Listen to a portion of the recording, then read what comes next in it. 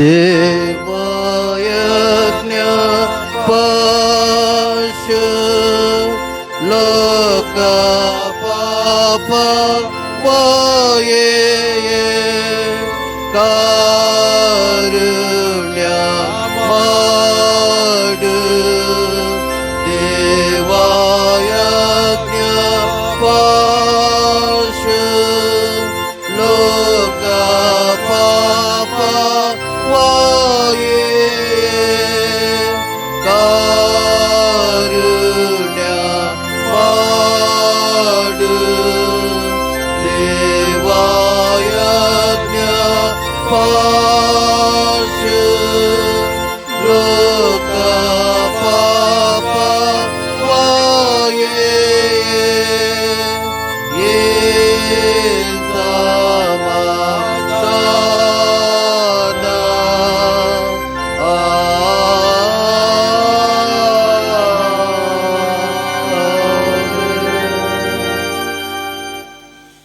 ಆರಂಭ ಮಾಡೋಣ. ಕ್ರಿಸ್ತನು ನಮ್ಮನ್ನು ಸ್ವತಂತ್ರದಲ್ಲಿರಿಸಬೇಕೆಂದು ನಮಗೆ ಬಿಡುಗಡೆ ಮಾಡಿದನು. ಅದರಲ್ಲಿ ಸ್ಥಿರವಾಗಿ ನಿಲ್ಲಿರಿ. ದಾಸತ್ವದ ನೊಗದಲ್ಲಿ ತಿರುಗಿ ಸಿಕ್ಕಿಕೊಳ್ಳಬೇಡಿರಿ. ನಮ್ಮ ಆರಂಭವು ತಂದೆ, ಮಗ, ಪರಿಶುದ್ಧಾತ್ಮನಾಗಿರುವ ತ್ರಯೇಕ ದೇವರ ನಾಮದಲ್ಲಾಗಲಿ. ಆಮೆನ್. ಈ ಸಾಯಂಕಾಲದ ಆರಾಧನೆಯನ್ನು ಪ್ರಾರಂಭಿಸುವ ಹಾಗೆ ಕರ್ತನ ಸ್ತೋತ್ರಕ್ಕಾಗಿ ಸಂಗೀತಗಳಲ್ಲಿ 27ನೇ ಸಂಗೀತವನ್ನು ಹಾಡೋಣ. 27ನೇ ಸಂಗೀತ 1 ರಿಂದ 3 ಚರಣಗಳನ್ನು ಮಾತ್ರ ಹಾಡೋಣ.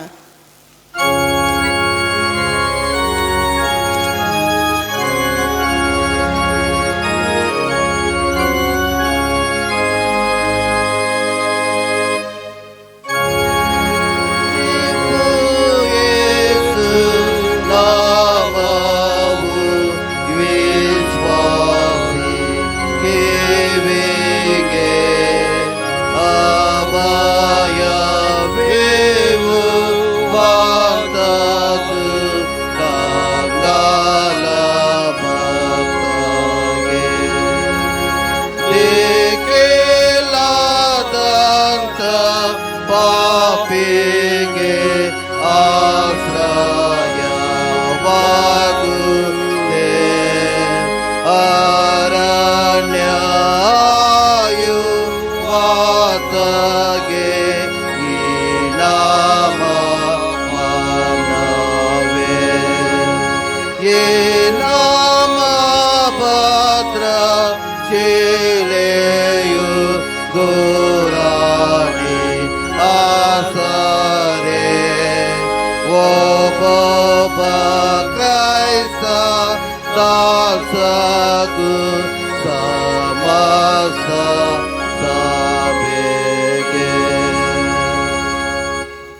ಮಾಡೋಣ. ಕರ್ತನಾದ ದೇವರೇ, ನಮ್ಮ ತಂದೆ, ನಿನಗೆ ಸ್ತೋತ್ರ ಸಲ್ಲಿಸ್ತೇವೆ. ಅಪ್ಪ ಸ್ವಾಮಿ, ಈ ಸಾಯಂಕಾಲದ ವೇಳೆಯಲ್ಲಿ ಕರ್ತನೆ, ನಾವು ಒಟ್ಟಾಗಿ ಸಭೆಯಾಗಿ ಕುಟುಂಬವಾಗಿ ನಿನ್ನ ಸಾನ್ನಿಧ್ಯಕ್ಕೆ ನಾವು ಬಂದಿದ್ದೇವೆ. ಕರ್ತನೆ ಸ್ವಾಮಿ, ಈ ಶ್ರಮ ಮರಣ ಪುನರುತ್ಥಾನ ಧ್ಯಾನಗಳನ್ನು ನಾವು ಮಾಡುತ್ತಿರುವಾಗ ಸ್ವಾಮಿ ಕರ್ತನೆ, ನೀನು ನಮ್ಮೊಬ್ಬೊಬ್ಬರನ್ನು ಸ್ವಾಮಿ, ನೀನು ನಿನ್ನ ಒಂದು ಕರ್ತನೆ ವಾಕ್ಯದಲ್ಲಿ ನಮ್ಮನ್ನು ನಡೆಸು. ನಿನ್ನ ವಾಕ್ಯದಿಂದ ನಮ್ಮನ್ನು ಕರ್ತನೆ, ನೀನು ವಾಕ್ಯದ ಮೂಲಕವಾಗಿ ನೀನು ಮಾತನಾಡು. ಮತ್ತು ಕರ್ತನೆ, ನೀನು ಸ್ವಾಮಿ ಶಿಲುಬೆಯಲ್ಲಿ ನೀನು ಪಟ್ಟಂಥ ಶ್ರಮವನ್ನು, ನೀನು ಸುರಿಸಿದ ರಕ್ತವನ್ನು ನಮಗೋಸ್ಕರವಾಗಿ ನೀನು ಸ್ವಾಮಿ, ನೀನು ಕಲ್ವಾರಿ ಶಿಲುಬೆಯಲ್ಲಿ ಕರ್ತನೆ ನಿನ್ನ ರಕ್ತವನ್ನು ಸುರಿಸಿ ನಮ್ಮನ್ನು ನಿನ್ನ ಮಕ್ಕಳನ್ನಾಗಿ ನೀನು ಮಾಡಿಕೊಂಡಿರುವುದಕ್ಕಾಗಿ ನಾವು ನಿನಗೆ ಸ್ತೋತ್ರ ಸಲ್ಲಿಸ್ತೇವೆ. ಹೌದು ಸ್ವಾಮಿ, ನಿನ್ನ ರಕ್ತದ ಮೂಲಕವಾಗಿ ನಮಗೆ ಪಾಪದ ಬಿಡುಗಡೆಯಾಗಿದೆ. ನಿನ್ನ ರಕ್ತದ ಮೂಲಕವಾಗಿ ಸ್ವಾಮಿ ನಮಗೆ ಕರ್ತನೆ ರಕ್ಷಣೆ ದೊರಕಿದೆ. ನಿನ್ನ ರಕ್ತದ ಮೂಲಕವಾಗಿ ಸ್ವಾಮಿ ನಮಗೆ ನೀನು ನಿರೀಕ್ಷೆಯನ್ನು ಕೊಟ್ಟಿದ್ದಿ. ಅದಕ್ಕಾಗಿ ನಾವು ನಿನಗೆ ಸ್ತೋತ್ರವನ್ನು ಸಲ್ಲಿಸ್ತೇವೆ. ಕ್ರಿಸ್ತ ನಂಬಿಕೆಯಲ್ಲಿ ಇದ್ದೀರೋ ಇಲ್ಲವೋ ಎಂಬುದಾಗಿ ನಿಮ್ಮನ್ನು ಪರೀಕ್ಷೆ ಮಾಡಿಕೊಳ್ಳಿರಿ, ಪರಿಶೋಧಿಸಿಕೊಳ್ಳಿರಿ ಎಂಬುದಾಗಿ ಈ ದಿನದಲ್ಲಿ ನೀನು ಕರ್ತನೆ ನಮ್ಮನ್ನು ನೀನು ಕರೆಯುತ್ತಿರುವಾಗ ಸ್ವಾಮಿ, ನಮ್ಮನ್ನು ನಾವು ಪರೀಕ್ಷೆ ಮಾಡಿಕೊಂಡು ನಿನ್ನ ವಾಕ್ಯದ ಜಲಸ್ನಾನದಿಂದ ಸ್ವಾಮಿ ಕರ್ತನೆ ನಮ್ಮನ್ನು ಶುದ್ಧೀಕರಿಸಿಕೊಂಡು ಈ ಸ್ಥಳವನ್ನು ಬಿಟ್ಟು ನಾವು ಹೋಗಲಿಕ್ಕಾಗುವಂತೆ ನಮ್ಮನ್ನು ನೀನು ಸಹಾಯಿಸಬೇಕೆಂಬುದಾಗಿ ನಾವು ನಿನ್ನಲ್ಲಿ ಕೇಳಿಕೊಳ್ಳುತ್ತೇವೆ. ಬಂದಿರುವಂಥ ಪ್ರತಿಯೊಬ್ಬೊಬ್ಬರಿಗಾಗಿ ಸ್ತೋತ್ರ. ಪ್ರತಿಯೊಂದು ಕುಟುಂಬಕ್ಕಾಗಿ ಪ್ರಾರ್ಥಿಸ್ತೇನೆ ಸ್ವಾಮಿ. ಕರ್ತನೆ, ಕಾರಣಾಂತದಿಂದ ಬಾರದೇ ಇರುವವರನ್ನು ಕೂಡ ನೀನು ಕಟಾಕ್ಷಿಸು. ಅವರು ಎಲ್ಲೇ ಇದ್ದರೂ ಸ್ವಾಮಿ ನೀನು ಅವರನ್ನು ಕರುಣಿಸು. ಕಾರಣಾಂತದಿಂದ ಅವರು ಬಾರದೇ ಇರುವಾಗ ಸ್ವಾಮಿ ಅವರ ಮೇಲೆಯೂ ಕೂಡ ನೀನು ಆಶೀರ್ವಾದವನ್ನು ಸುರಿಸು. ಮಕ್ಕಳಿಗಾಗಿ ನಾನು ಪ್ರಾರ್ಥಿಸ್ತೇನೆ ಕರ್ತನೆ ಸ್ವಾಮಿ. ಈ ದಿನಗಳಲ್ಲಿ ಪರೀಕ್ಷೆಗಾಗಿ ಮಕ್ಕಳು ತಮ್ಮನ್ನು ಸಿದ್ಧಪಡಿಸಿಕೊಳ್ಳುತ್ತಿರುವಾಗ ಪ್ರತಿಯೊಬ್ಬೊಬ್ಬರನ್ನು ಕೂಡ ನೀನು ಆಶೀರ್ವದಿಸು. ಮತ್ತು ಪರೀಕ್ಷೆಗಳನ್ನು ಬರೆದಿರುವಂಥವರನ್ನು, ಬರೆಯುತ್ತಾ ಇರುವಂಥವರನ್ನು ಕೂಡ ನೀನು ಆಶೀರ್ವದಿಸು ಸ್ವಾಮಿ. ಕರ್ತನೆ, ಅವರು ಕರ್ತನೆ ತಂದೆ ತಾಯಿಗೆ, ಗುರು ಹಿರಿಯರಿಗೆ ಸ್ವಾಮಿ, ಅವರು ಕರ್ತನೆ ಅವರು ತಮ್ಮ ಒಂದು ಫಲಿತಾಂಶಗಳಿಂದ, ಉತ್ತಮ ಫಲಿತಾಂಶಗಳಿಂದ ಅವರು ತೇರುಗಡೆಯನ್ನು ಹೊಂದಿ ಸ್ವಾಮಿ ಅವರು ತಮ್ಮ ತಂದೆ ತಾಯಿ ಗುರು ಹಿರಿಯರನ್ನು ಸಂತೋಷಪಡಿಸ್ಲಿಕ್ಕಾಗುವಂತೆ ನೀನು ಮಾಡಿ ಎಂಬುದಾಗಿ ನಾವು ಬೇಡ್ತಾ ಇದ್ದೇವೆ. ಪ್ರತಿಯೊಂದು ಮಕ್ಕಳಿಗೆ ನೀನು ಬೇಕಾಗಿರುವಂಥ ಆರೋಗ್ಯವನ್ನು, ನಿನ್ನ ಜ್ಞಾನವನ್ನು ಕೊಟ್ಟು ನೀನು ನಡೆಸು ಸ್ವಾಮಿ. ನಮ್ಮ ಮಧ್ಯದಲ್ಲಿ ಬಂದಿರೋಂಥ ಸೇವಕರಿಗಾಗಿ ನಾನು ಪ್ರಾರ್ಥಿಸ್ತೇನೆ ಸ್ವಾಮಿ. ಅವರನ್ನು ನೀನು ಬಲವಾಗಿ ಉಪಯೋಗಿಸಿಕೊಳ್ಳುತ್ತಾ ಇರೋದಕ್ಕಾಗಿ ಸ್ತೋತ್ರ.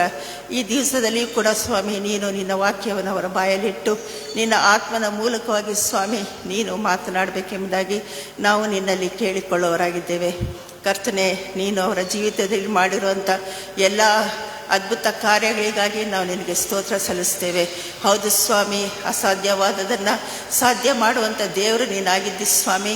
ಅವರ ಜೀವಿತದ ಮೂಲಕವಾಗಿ ನೀನು ದೊಡ್ಡ ಸಾಕ್ಷಿಯನ್ನು ನೀನು ಇಟ್ಟಿರುವುದಕ್ಕಾಗಿ ನಾವು ನಿನಗೆ ಸ್ತೋತ್ರ ಸಲ್ಲಿಸ್ತೇವೆ ಸ್ವಾಮಿ. ಕರ್ತನೆ, ಈ ಆರಾಧನೆಯ ಆದಿಯೂ ಮಧ್ಯವೂ ಅಂತ್ಯವೂ ನೀನಾಗಿದ್ದುಕೊಂಡು ಎಲ್ಲ ಘನ ಮಾನವನ್ನು ನೀನು ಹೊಂದಬೇಕಾಗಿ ಯೇಸುವಿನ ಹೆಸರಿನಲ್ಲಿ ಬೇಡಿ ಹೊಂದಿದ್ದೇವೆ ನಮ್ಮ ತಂದೆಯೇ, ಆಮೇನ್. ದಯವಿಟ್ಟು ಕೂತ್ಕೊಳ್ರಿ. ಈ ದಿನಕ್ಕೆ ನೇಮಕವಾದ ವೇದ ಪಾರಾಯಣ ಪಾಠದ ಭಾಗವನ್ನು ಕೇಳುವುದಕ್ಕಿಂತ ಮುಂಚಿತವಾಗಿ ಸಂಕೀರ್ತನೆಗಳಲ್ಲಿ 64ನೇ ಸಂಕೀರ್ತನೆಯನ್ನು ಹಾಡೋಣ. ಸಂಕೀರ್ತನೆಯಲ್ಲಿ 64 ಮೊದಲಿನ 2 ಚರಣಗಳನ್ನು ಮಾತ್ರ ಹಾಡಿಕೊಳ್ಳೋಣ.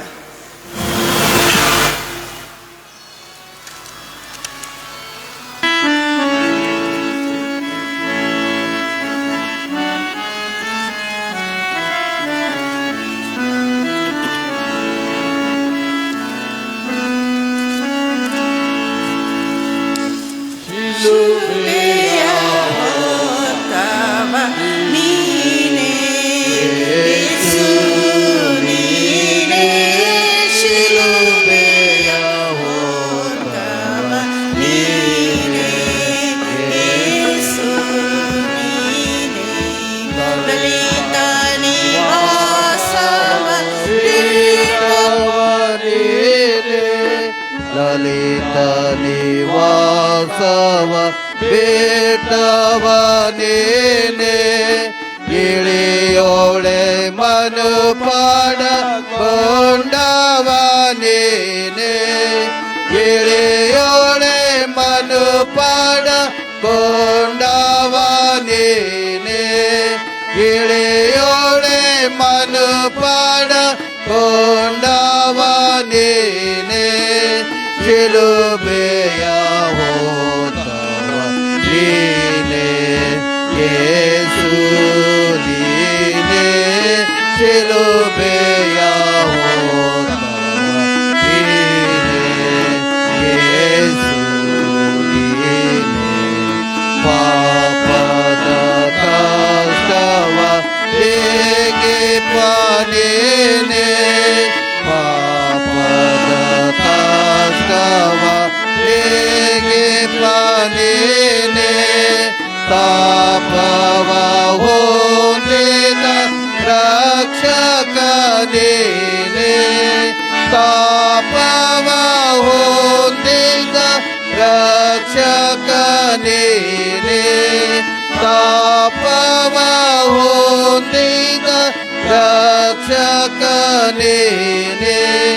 ಶಿಲುಬೆಯ ಹೋದವ ನೀನೆ ಯೇಸು ನೀನೆ ಶಿಲುಬೆಯ ಹೋದವ ನೀನೆ ಯೇಸು ನೀನೆ.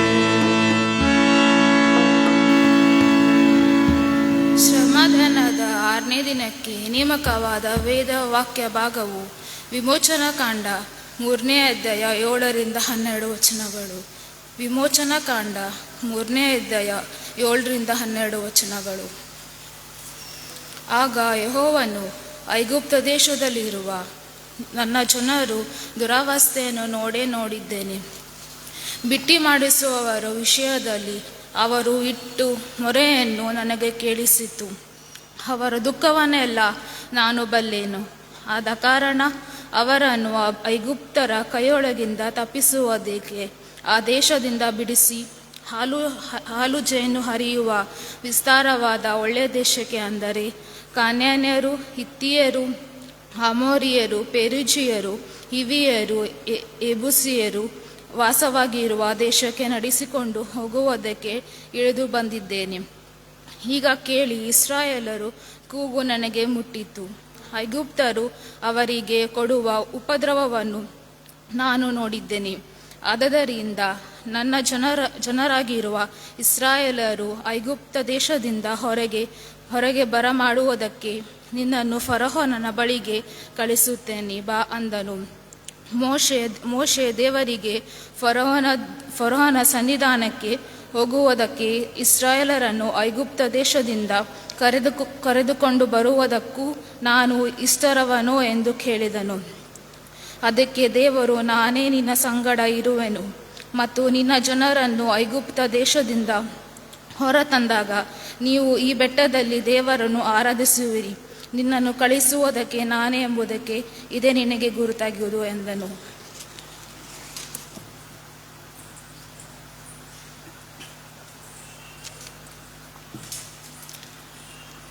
ನಾವು ತಂದಂತಹ ನಮ್ಮ ಕಾಣಿಕೆಯನ್ನು ಕುಡಿಸುವ ಹಾಗೆ ಸಂಕೀರ್ತನೆಗಳಲ್ಲಿ 129ನೇ ಸಂಕೀರ್ತನೆಯನ್ನು ಹಾಡೋಣ. 129ನೇ ಸಂಕೀರ್ತನೆ, ಅವಶ್ಯವಿದಷ್ಟು ಚರಣಗಳನ್ನು ಹಾಡೋಣ.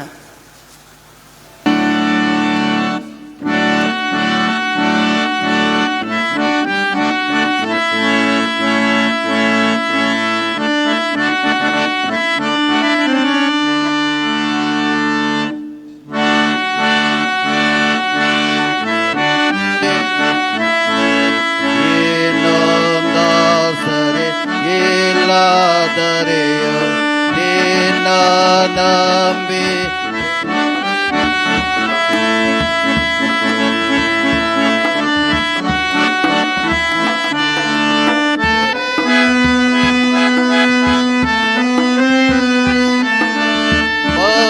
ಮನಿಸಿಕೊಳ್ಳು ನಿನ್ನ ಭಯ, ನಿನ್ನ ನಂಬಿ ದೇನೆ ಸ್ವಾಮಿ.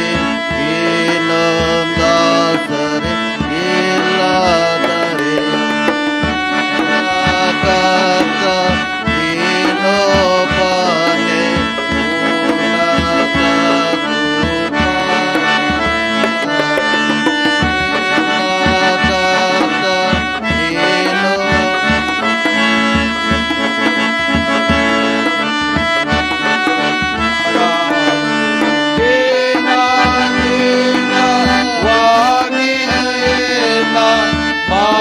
ಮಾನಿಸಿಗೋಡು ನಿನ್ನ ಭಯ, ನಿನ್ನ ನಂಬಿ ದೇನೆ ಸ್ವಾಮಿ.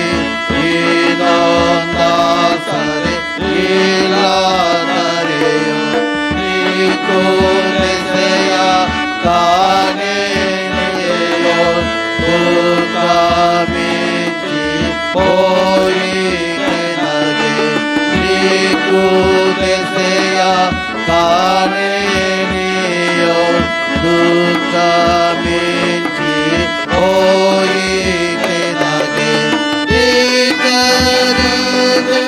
ನೋಡಿ ಪಂಗಲಿ ಬೋಡು ನಿನ್ನ ನಿನ್ನ ಭಯ, ನಿನ್ನ ನಂಬಿ ದೇವಿ ಸ್ವಾಮಿ.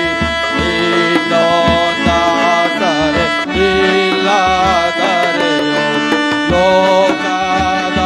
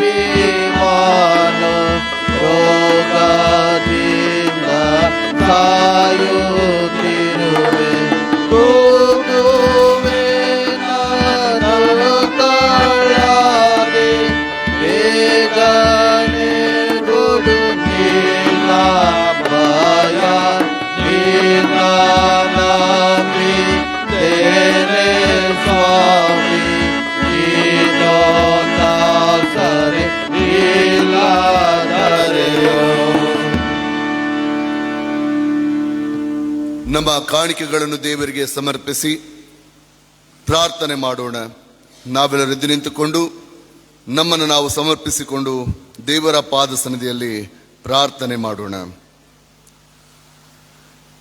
ಎಲ್ಲ ವರದಾನಗಳಿಗೆ ಕುಂದಿಲ್ಲದ ಸ್ವರಗಳಿಗೆ ಮೂಲ ಕರ್ತನಾಗಿರುವಂತ ತಂದೆಯಾದ ದೇವರೇ, ಮಗನನ್ನೇ ಕೊಟ್ಟ ಮೇಲೆ ಸಮಸ್ತವನ್ನೇ ಕೊಡದಿರುವನೇ ಎಂಬಂತೆ ನಿನ್ನ ವಾಗ್ದಾನಕ್ಕನುಗುಣವಾಗಿ ನಿನ್ನ ಏಕೈಕ ಮಗನಾದಂಥ ಯೇಸು ಕ್ರಿಸ್ತನನ್ನ ಈ ಲೋಕಕ್ಕೆ ನೀನು ಕಳಿಸಿಕೊಟ್ಟದ್ದರಲ್ಲಿ ಆ ಮಗನು ನಮಗೋಸ್ಕರ ಶಿಲುಬೆಯ ಮೇಲೆ ಮರಣ ಹೊಂದುವಷ್ಟರ ಮಟ್ಟಿಗೆ ದೀನತೆಯನ್ನ ವಿಧೇಯತೆಯನ್ನ ತೋರ್ಪಡಿಸುವುದರಲ್ಲಿ ಆ ಮಗನು ತನ್ನ ರಕ್ತವನ್ನ ಸುರಿಸುವುದರ ಮೂಲಕ ನಮ್ಮೆಲ್ಲರ ಪಾಪ ಕ್ಷಮೆಯನ್ನ ನೀಡುವುದರಲ್ಲಿ ಅತಿ ಶ್ರೇಷ್ಠವಾದಂಥ ಪ್ರೀತಿಯನ್ನು ನಮಗೆ ಪ್ರಕಟ ಮಾಡಿದ್ದಾನಲ್ಲ. ಆ ಪ್ರೀತಿಯನ್ನ ಗ್ರಹಿಸಿಕೊಂಡವರಾಗಿ ಇನ್ನೂ ಹೆಚ್ಚಾಗಿ ಆತನನ್ನ ಸೇವಿಸಿ ಆತನ ಶಿಲುಬೆಯ ಅಡಿಯಲ್ಲಿ ನಾವು ಸೇರಿ ಬರಲು ನೀನು ನಮ್ಮೆಲ್ಲರ ಮೇಲೆ ಕೃಪೆಯನ್ನ ಅನುಗ್ರಹಿಸಿಕೊಟ್ಟಿದ್ದೀಯಲ್ಲ, ನಿನಗೆ ಸ್ತೋತ್ರ. ನೀನು ನಮ್ಮ ಸಂಗಡ ಇದ್ದು ಎಲ್ಲಾ ಕೇಡು ಕೆಡುಕು ಗಂಡಾಂತರ ವಿಪತ್ತುಗಳನ್ನು ತಪ್ಪಿಸಿ ಕಾಯ್ದು ಕಾಪಾಡಿ ಸಂರಕ್ಷಿಸಿದ್ದೀಯಲ್ಲ, ನಿನಗೆ ಸ್ತೋತ್ರ. ಈ ದಿನವನ್ನ ಕಾಣಲಿಕ್ಕಾಗುವಂತ ಕೃಪೆಗೆ ನಮ್ಮನ್ನು ನಡೆಸಿದ್ದೀಯಲ್ಲ, ನಿನಗೆ ಸ್ತೋತ್ರ. ಜೀವ ಕೊಟ್ಟಂತ ದೇವರೇ ನಿನಗೆ ಸ್ತೋತ್ರ. ನಜರೇತಿನ ಯೇಸು ಕ್ರಿಸ್ತನ ಮೊದಲ ನಾಮದಲ್ಲಿ ನಿನಗೆ ಸಕಲ ಘನ ಮಾನ ಸ್ತುತಿ ಸ್ತೋತ್ರಗಳನ್ನ ಸಲ್ಲಿಸುತ್ತೇವೆ ರಾಜ. ನೀನು ಮಾಡಿದಂಥ ಮಹೋಪಕಾರಗಳಿಗೆ ಸ್ವಾಮಿ ನಾವು ಮನಂಪೂರ್ವಕವಾಗಿ ನಿನ್ನ ಪಾದಸನದಲ್ಲಿ ಈ ಕಾಣಿಕೆಯನ್ನ ಅರ್ಪಿಸಿರುತ್ತೇವೆ. ಈ ಕಾಣಿಕೆಯನ್ನ ಮಾತ್ರವಲ್ಲದೆ ನಮ್ಮ ದೇಹ ಆತ್ಮ ಪ್ರಾಣ ಶರೀರಗಳನ್ನು ನಿನಗೆ ಸಜೀವ ಯಜ್ಞವಾಗಿ ಸಮರ್ಪಿಸಿಕೊಂಡು ಬಂದಿದ್ದೇವೆ. ಬಂದಂತ ಬಾರದಿರುವಂತ ಸ್ವಾಮಿ ಬರಲಿಕ್ಕಿರುವಂತ ಪ್ರತಿಯೊಂದು ಆತ್ಮಗಳಿಗೂ ಸ್ವಾಮಿ ನಿನ್ನ ಆಶೀರ್ವಾದವನ್ನ ನಿನ್ನ ದಯೆ ಕೃಪೆ ಕರುಣೆಗಳನ್ನ ಬೇಡಿಕೊಂಡು ಬಂದಿದ್ದೇವೆ ರಾಜ. ಬಂದಂತ ಪ್ರತಿಯೊಬ್ಬರೂ ಕೂಡ ಬರಿಗೈಯಲ್ಲಿ ಹಿಂತಿರುಗದೆ ನಿನ್ನಿಂದ ಶಾಂತಿ ಸಮಾಧಾನ ನೆಮ್ಮದಿಯನ್ನ ಹೊಂದಿಕೊಂಡು ಹೋಗಲು ಕೃಪೆಯನ್ನ ಅನುಗ್ರಹಿಸಿಕೊಡು. ವಾಕ್ಯವನ್ನ ಧ್ಯಾನಿಸುವಾಗ ಕರ್ತನೆ ನಿನ್ನ ದಾಸನ ಮೂಲಕವಾಗಿ ನೀನು ಮಾತನಾಡು ಕರ್ತನೆ. ನಮ್ಮ ಆಂತರಿಕ ಕಣ್ಣುಗಳನ್ನು ನೀನು ತೆರೆಯ ಮಾಡು. ನಿನ್ನ ಶಿಲುಬೆಯನ್ನ ದೃಷ್ಟಿಸಿ ನಿನ್ನ ವಾಕ್ಯವನ್ನ ಧ್ಯಾನಿಸಿ ಸ್ವಾಮಿ ಅದರಂತೆ ಬದುಕಿ ಬಾಳಲು ನಮ್ಮನ್ನ ಸಮರ್ಪಿಸಿಕೊಳ್ಳಲು ನಮ್ಮ ಹೃದಯಗಳನ್ನ ಮನಸ್ಸುಗಳನ್ನ ನೀನು ತೆರೆಯ ಮಾಡು. ಹೃದಯವೆಂಬ ಅಲಿಗೆ ಮೇಲೆ ನಿನ್ನ ವಾಕ್ಯವನ್ನ ಬರೆ, ಅವುಗಳನ್ನ ಮನನ ಮಾಡುತ್ತಾ ಲೋಕದೊಳಗೆ ಹೋಗಿ ಲೋಕದಲ್ಲಿ ಸ್ವಾಮಿ ಸಾಕ್ಷಿಗಳಾಗಿ ಬಾಳಲು ಕೃಪೆಯನ್ನು ಅನುಗ್ರಹಿಸಿಕೊಡು. ನಮ್ಮನ್ನೇ ನಮ್ಮ ದೇಹಾತ್ಮ ಪ್ರಾಣಗಳನ್ನೇ ನಮ್ಮ ಕಾಣಿಕೆಯನ್ನು ನಿನಗೆ ಸಜೀವ ಯಜ್ಞವಾಗಿ ಸಮರ್ಪಿಸಿಕೊಂಡು ಎಲ್ಲ ಆಶೀರ್ವಾದವನ್ನ ಬೇಡಿ ಹೊಂದಿದ್ದೇವೆ ಕರ್ತನೆ. ಆಮೆನ್.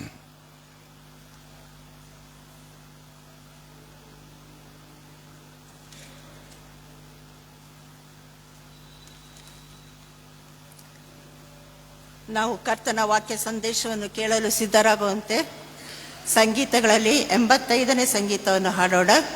ಸಂಗೀತ 85.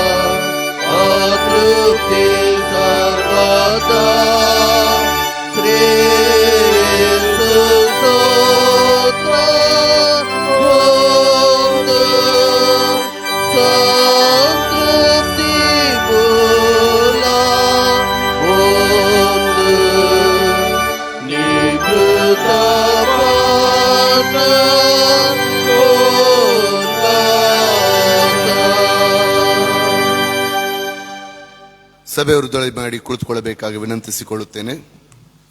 ಪ್ರಾರ್ಥನೆ ಮಾಡೋಣ. ಕೃಪಾ ಸಂಪೂರ್ಣನಾದಂಥ ತಂದೆಯಾದ ದೇವರೇ, ಅಗಮ್ಯ ಬೆಳಕಿನಲ್ಲಿ ವಾಸಿಸುವ ಆತನೇ, ನಿನ್ನ ಪಾದ ಸನ್ನಿಧಿಯಲ್ಲಿ ನಾವೆಲ್ಲರೂ ಒಟ್ಟಾಗಿ ಸೇರಿ ಬರುವಂತ ಕೃಪೆಗೆ ನೀನು ನಡೆಸಿದ್ದಿ.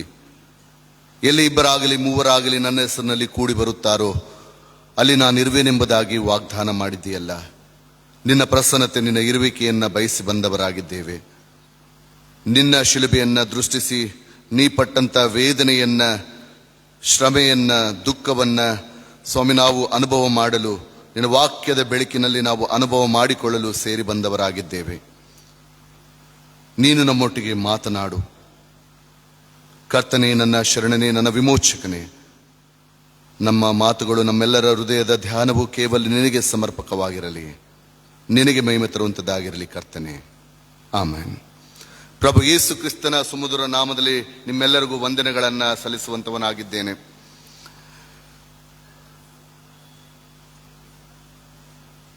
ಕಾಡಿನಲ್ಲಿ ಆನೆ, ಈ ಆನೆಗಳನ್ನ ಪಳಗಿಸುವಾಗ ಅವುಗಳನ್ನ ತೆಗೆದುಕೊಂಡು ಬಂದು ಹಿಡಿದುಕೊಂಡು ಬಂದು ಅವುಗಳಿಗೆ ಸರಪಣಿಗಳನ್ನ ಹಾಕುತ್ತಾರೆ. ಚಿಕ್ಕಂದಿನಿಂದಲೇ ಸರಪಣಿಗಳನ್ನ ಅವುಗಳಿಗೆ ಹಾಕುತ್ತಾರೆ. ಈ ಸರಪಣಿಗಳನ್ನ ಹಾಕಿದಾಗ ಅವುಗಳನ್ನ ಬಿಡಿಸಿಕೊಂಡು ಹೋಗುವುದಕ್ಕೆ ಅನೇಕ ಪ್ರಯತ್ನಗಳನ್ನ ಆನೆಗಳು ಮಾಡುತ್ತಲೇ ಇರುತ್ತವೆ, ಪ್ರಯತ್ನ ಪಡುತ್ತಲೇ ಇರುತ್ತವೆ. ಯಾವುಗಳನ್ನ ಸರಪಣಿಗಳನ್ನ ಬಿಡಿಸಿಕೊಳ್ಳುವುದಕ್ಕೋಸ್ಕರ ಪ್ರಯಾಸ ಪಟ್ಟು ಪಟ್ಟು ಪಟ್ಟು ಪಟ್ಟು ಅನೇಕ ದಿನಗಳವರೆಗೆ ಪ್ರಯಾಸ ಪಟ್ಟರೂ ಆಗದೇ ಇರುವಂತ ಸಮಯದಲ್ಲಿ ಏನ್ ಮಾಡ್ತವೆ? ತಮ್ಮನ್ನು ತಾವು ಒಪ್ಪಿಸಿಕೊಡ್ತವೆ. ಇನ್ನೂ ಇಲ್ಲ, ಇದೇ ನಮಗೆ ಎಂಬುದಾಗಿ ಅದಕ್ಕೆ ಒಪ್ಪಿಕೊಂಡು ಸ್ವೀಕಾರ ಮಾಡಿಕೊಂಡು ಜೀವಿಸ್ತವೆ. ದೊಡ್ಡದಾದ ನಂತರ ಆನೆಗಳು ಸಣ್ಣದಿದ್ದಾಗ ಸಣ್ಣ ಪ್ರಮಾಣದಲ್ಲಿ ಶಕ್ತಿ ಬಲ ಇರ್ತದೆ. ದೊಡ್ಡದಾದ ಮೇಲೆ ಬಲ ಜಾಸ್ತಿ. ಅದಕ್ಕೆ ಬಲವನ್ನ ಹೊಂದಿಕೊಂಡಂತ ಆನೆ ಈಗ ಎಲ್ಲ ಸಾಮರ್ಥ್ಯವನ್ನ ಹೊಂದಿದೆ. ಆ ಸರಪಣಿಗಳನ್ನ ಬಿಡಿಸಿಕೊಂಡು ಹೋಗುವಷ್ಟು ಅದಕ್ಕೆ ಶಕ್ತಿ ಇದೆ, ಬಲ ಇದೆ. ಆದರೆ ಅವುಗಳನ್ನ ಎದರಿಂದ ಕಟ್ಟಿರ್ತಾರಂತ್ರಿ? ನೀವು ಅಬ್ಸರ್ವ್ ಮಾಡಿದ್ದೀರಾ? ಮೊದಲಿಗೆ ಸರಪಣಿಗಳಿಂದ ಕಟ್ಟಿರ್ತಾರೆ, ಆಮೇಲೆ ಹಗ್ಗದಿಂದ ಕಟ್ತಾರೆ. ಎಂತ ಹಗ್ಗ ರೀ? ಸಣ್ಣ ಹಗ್ಗ. ಅದು ಹರಿದ್ರೆ ಹರ್ಕೊಂಡು ಓಡ್ತದ. ಈಗಿರುವಂತ ಸಮಯದಲ್ಲಿ ಪ್ರಯತ್ನನೇ ಪಡೋದಿಲ್ಲ. ಯಾವ್ದ್ರಿ? ಆನೆ. ಯಾಕೆ?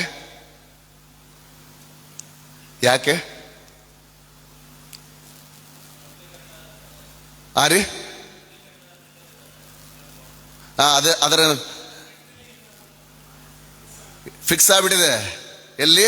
ತಲೆಯಲ್ಲಿ ಫಿಕ್ಸ್ ಆಗ್ಬಿಟ್ಟಿದೆ. ಹೃದಯದಲ್ಲಿ ಏನ್ ಅನ್ಕೊಂಡ್ಬಿಟ್ಟಿದೆ? ಇನ್ನು ನಂದು ಆಗೋದಿಲ್ಲ. ನೀವು ಹಗ್ಗ ಕಟ್ಟ್ರಿ, ಹಗ್ಗ ಕಟ್ಲಾರ್ದಂಗೂ ಇರ್ರಿ, ಒಂದು ದಾರ ಕಟ್ಟಿದ್ರು ಕೂಡ ಏನಿರ್ತದೆ? ಕಟ್ಟಿದೆ ಅಂತನ್ನ ರೀತಿಯಲ್ಲೇ ಇರ್ತದೆ. ಯಾಕೆಂದ್ರೆ ಆನೆಗಳ ವಿಶ್ವಾಸ, ನಂಬಿಕೆ ಏನಿದೆ ಅಂತಂದ್ರೆ ಬಂಧನದಲ್ಲಿಯೇ ನಾವು ಇನ್ನೂ ಇದ್ದೇವೆ. ಅನೇಕರಾದ ನಾವು ಕೂಡ ಆನೆಗಳ ತರಹ ಇದ್ದೇವೆ. ಯೇಸು ಕ್ರಿಸ್ತನು ನಮ್ಮ ಪಾಪದ ಬಂಧನವನ್ನ ಈಗಾಗಲೇ ಶಿಲುಬೆ ಮೇಲೆ ಹೊತ್ತುಕೊಂಡು ರಕ್ತವನ್ನ ಸುರಿಸುವುದರ ಮೂಲಕ ಪಾಪ ಕ್ಷಮೆಯನ್ನ, ನಿತ್ಯ ಜೀವದ ವಾಗ್ದಾನವನ್ನ ನಮಗೆ ಅನುಗ್ರಹಿಸಿಕೊಟ್ಟಿದ್ದಾನೆ, ಮುರಿದು ಹಾಕಿದ್ದಾನೆ.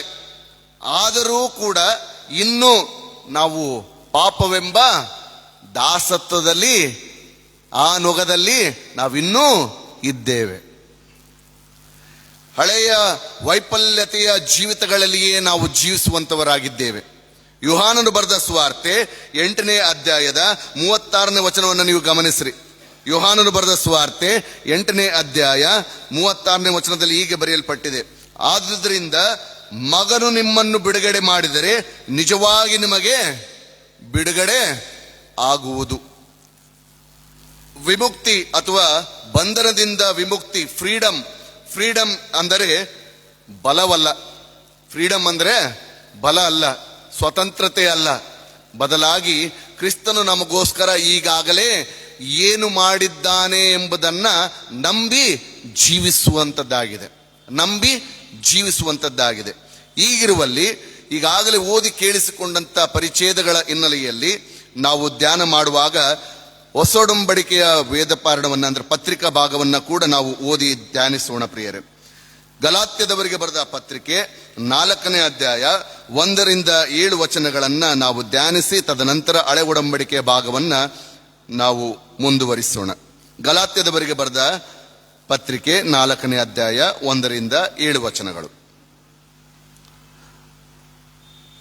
ಆದರೆ ನಾನು ಹೇಳುವುದೇನೆಂದರೆ, ಬಾಧ್ಯನು ತಾನು ಆಸ್ತಿಗೆಲ್ಲ ಧನಿಯಾಗಿದ್ದರೂ ಬಾಲಕನಾಗಿರುವ ತನಕ ದಾಸನಂತೆ ಇರುವನೇ ಹೊರತು ಬೇರೆ ಇಲ್ಲ. ತಂದೆಯು ನೇಮಿಸಿದ ದಿನದವರೆಗೂ ಪಾಲಕರ ಮತ್ತು ಮನೆವಾರ್ತೆಯವರ ಕೈಗಳಿಗಿರುವನು. ಹಾಗೆಯೇ ನಾವು ಸಹ ಬಾಲಕರಾಗಿದ್ದಾಗ ಲೋಕದವರ ಬಾಲಬೋಧೆಗೆ ಅಧೀನರಾಗಿದ್ದೆವು. ಆದರೆ ಕಾಲವು ಪರಿಪೂರ್ಣವಾದಾಗ ದೇವರು ತನ್ನ ಮಗನನ್ನು ಕಳಿಸಿಕೊಟ್ಟನು. ಧರ್ಮಶಾಸ್ತ್ರಾಧೀನರಾದವರನ್ನ ವಿಮೋಚಿಸಬೇಕೆಂತಲೂ ಪುತ್ರರ ಪದವಿಯನ್ನು ನಮಗೆ ದೊರಕಿಸಬೇಕೆಂತಲೂ ಆತನು ಸ್ತ್ರೀಯಲ್ಲಿ ಹುಟ್ಟಿದವನಾಗಿಯೂ ಧರ್ಮಶಾಸ್ತ್ರಾಧೀನನಾಗಿಯೂ ಬಂದನು. ನೀವು ಪುತ್ರರಾಗಿರುವುದರಿಂದ ದೇವರು ಅಪ್ಪ ತಂದೆಯೇ ಎಂದು ಕೂಗುವ ತನ್ನ ಮಗನ ಆತ್ಮವನ್ನು ನಮ್ಮ ಹೃದಯಗಳಲ್ಲಿ ಕಳುಹಿಸಿಕೊಟ್ಟನು. ಹೀಗಿರುವಲ್ಲಿ ಇನ್ನು ನೀನು ದಾಸನಲ್ಲ, ಮಗನಾಗಿದ್ದಿ. ಮಗನೆಂದ ಮೇಲೆ ದೇವರ ಮೂಲಕ ಬಾಧ್ಯನೂ ಆಗಿದ್ದಿ ಎಂಬುದಾಗಿ ಬರೆಯಲ್ಪಟ್ಟಿದೆ. ಪ್ರೀತಿಯುಳ್ಳ ದೇವಜನರೇ, ಈಗಾಗಲೇ ಓದಿ ಕೇಳಿಸಿಕೊಂಡಂತ ಒಡಂಬಡಿಕೆ ಪರಿಚ್ಛೇದವಾದಂಥ ವಿಮೋಚನಾ ಕಾಂಡ 3ನೇ ಅಧ್ಯಾಯ 7ರಿಂದ 12ನೇ ವಚನದ ಭಾಗಗಳಲ್ಲಿ ಮೋಶೆ ಕುರಿತಾದಂಥ ವಿಚಾರಗಳನ್ನು ನಾವು ಓದಿ ತಿಳಿದುಕೊಂಡವರಾಗಿದ್ದೇವೆ. ಇಲ್ಲಿ ಕಂಡು ಬರುವಂತ ಅಂಶ ಬಂಧನದಿಂದ ವಿಮುಕ್ತಿಗೊಳಿಸುವ ವಾಗ್ದಾನ. ಬಂಧನದಿಂದ ವಿಮುಕ್ತಿಗೊಳಿಸುವ ವಾಗ್ದಾನ. ಈ ಬಂಧನ ಪಾಪದಿಂದಲ್ಲ, ಬದಲಾಗಿ ದಾಸತ್ವದ ಬಂಧನದ ನೊಗದಿಂದ ಬಿಡುಗಡೆಯನ್ನ ನೀಡುವ ವಾಗ್ದಾನವನ್ನ ದೇವರು ಮಾಡುವಂತವನಾಗಿದ್ದಾನೆ. ಇಲ್ಲಿ ನಾವು ಹಳೆಯ ವಾಕ್ಯ ಭಾಗಗಳನ್ನು ನಾವು ಗಮನಿಸೋಣ ಪ್ರಿಯರೇ. 3ನೇ ಅಧ್ಯಾಯದ ಪ್ರಥಮ ವಚನವನ್ನ ನೀವು ಗಮನಿಸಿರಿ. ಮೋಶೆ ತನ್ನ ಮಾವನಾಗಿರುವ ಮಿದ್ಯಾನರ ಆಚಾರ್ಯನಾದ ಇತ್ರೋನನ ಮಂದೆಯನ್ನು ಮೇಯಿಸುತ್ತಿರುವಾಗ ಆ ಮಂದೆಯನ್ನ ಕಾಡಿನ ಹಿಂಭಾಗಕ್ಕೆ ನಡೆಸಿಕೊಂಡು ಹೋರೇಬೆಂಬ ದೇವರ ಬೆಟ್ಟಕ್ಕೆ ಬಂದನು ಎಂಬುದಾಗಿ ಬರೆಯಲ್ಪಟ್ಟಿದೆ. ಅಂದ್ರೆ ಮೋಶೆ 120 ವರ್ಷ ಬದುಕಿದ. ಈ 120 ವರ್ಷಗಳಲ್ಲಿ 40 ವರ್ಷ ಎಲ್ಲಿ ಬದುಕಿದ ಅಂತ್ರಿ? 40 ವರ್ಷ ಐಗುಪ್ತ ದೇಶದಲ್ಲಿ ಅರಸನ ಆಸ್ಥಾನದಲ್ಲಿ, ಇನ್ನೂ 40 ವರ್ಷ ಮಾವನ ಅಂದ್ರೆ ವಿಲ್ಡರ್ನೆಸ್. ಅದಾದ ಮೇಲೆ ಐಗುಪ್ತರನ್ನು ನಡೆಸಿಕೊಂಡು ಹೋಗುವ ಸಮಯದಲ್ಲಿ.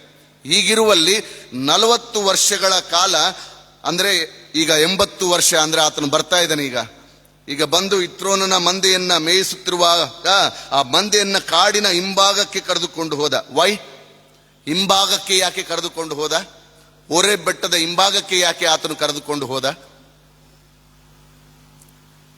ಮುಂದೆಯಿಂದನೇ ಹೋಗ್ಬೋದಾಗಿತ್ತಲ್ಲ.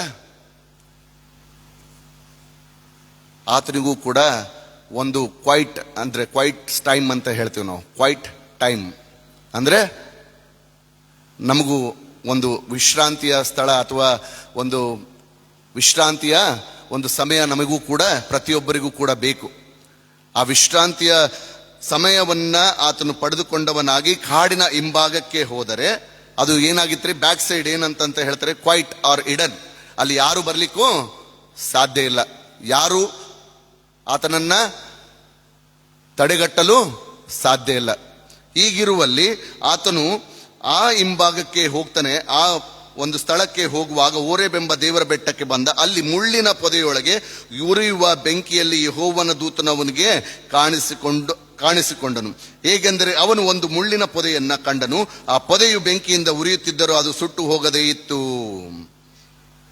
ಸ್ವಾಮಿ ಎಲ್ಲೋ ಅಂತಲ್ಲಿ ಕಾಣಿಸ್ಕೊಳ್ಬೋದಾಗಿತ್ತು, ಅದ್ಭುತವಾದಂಥ ರೀತಿಯಲ್ಲಿ ಕಾಣಿಸ್ಕೋಬೋದಾಗಿತ್ತು. ಯಾಕೆ ದೇವರು ಮೋಶೆಗೆ ಈ ಒಂದು ಸ್ಥಳದಲ್ಲಿ, ಈ ಒಂದು ಬೆಟ್ಟದಲ್ಲಿ, ಅದು ಕೂಡ ಪೊದೆಯ ಮೂಲಕವಾಗಿ, ಉರಿಯುವ ಪೊದೆಯ ಮೂಲಕವಾಗಿ ಕಾಣಿಸಿಕೊಂಡ? ನಮ್ಮನ್ನು ನಾವು ಪರೀಕ್ಷೆ ಮಾಡಿಕೊಳ್ಬೇಕ್ರಿ. Lord is not going to meet us in a very posh place or any other places, but he wanted to meet us in a ordinary place, in a ordinary style. ಹೀಗಿರುವಲ್ಲಿ god meets Moses in the wilderness in a quiet place.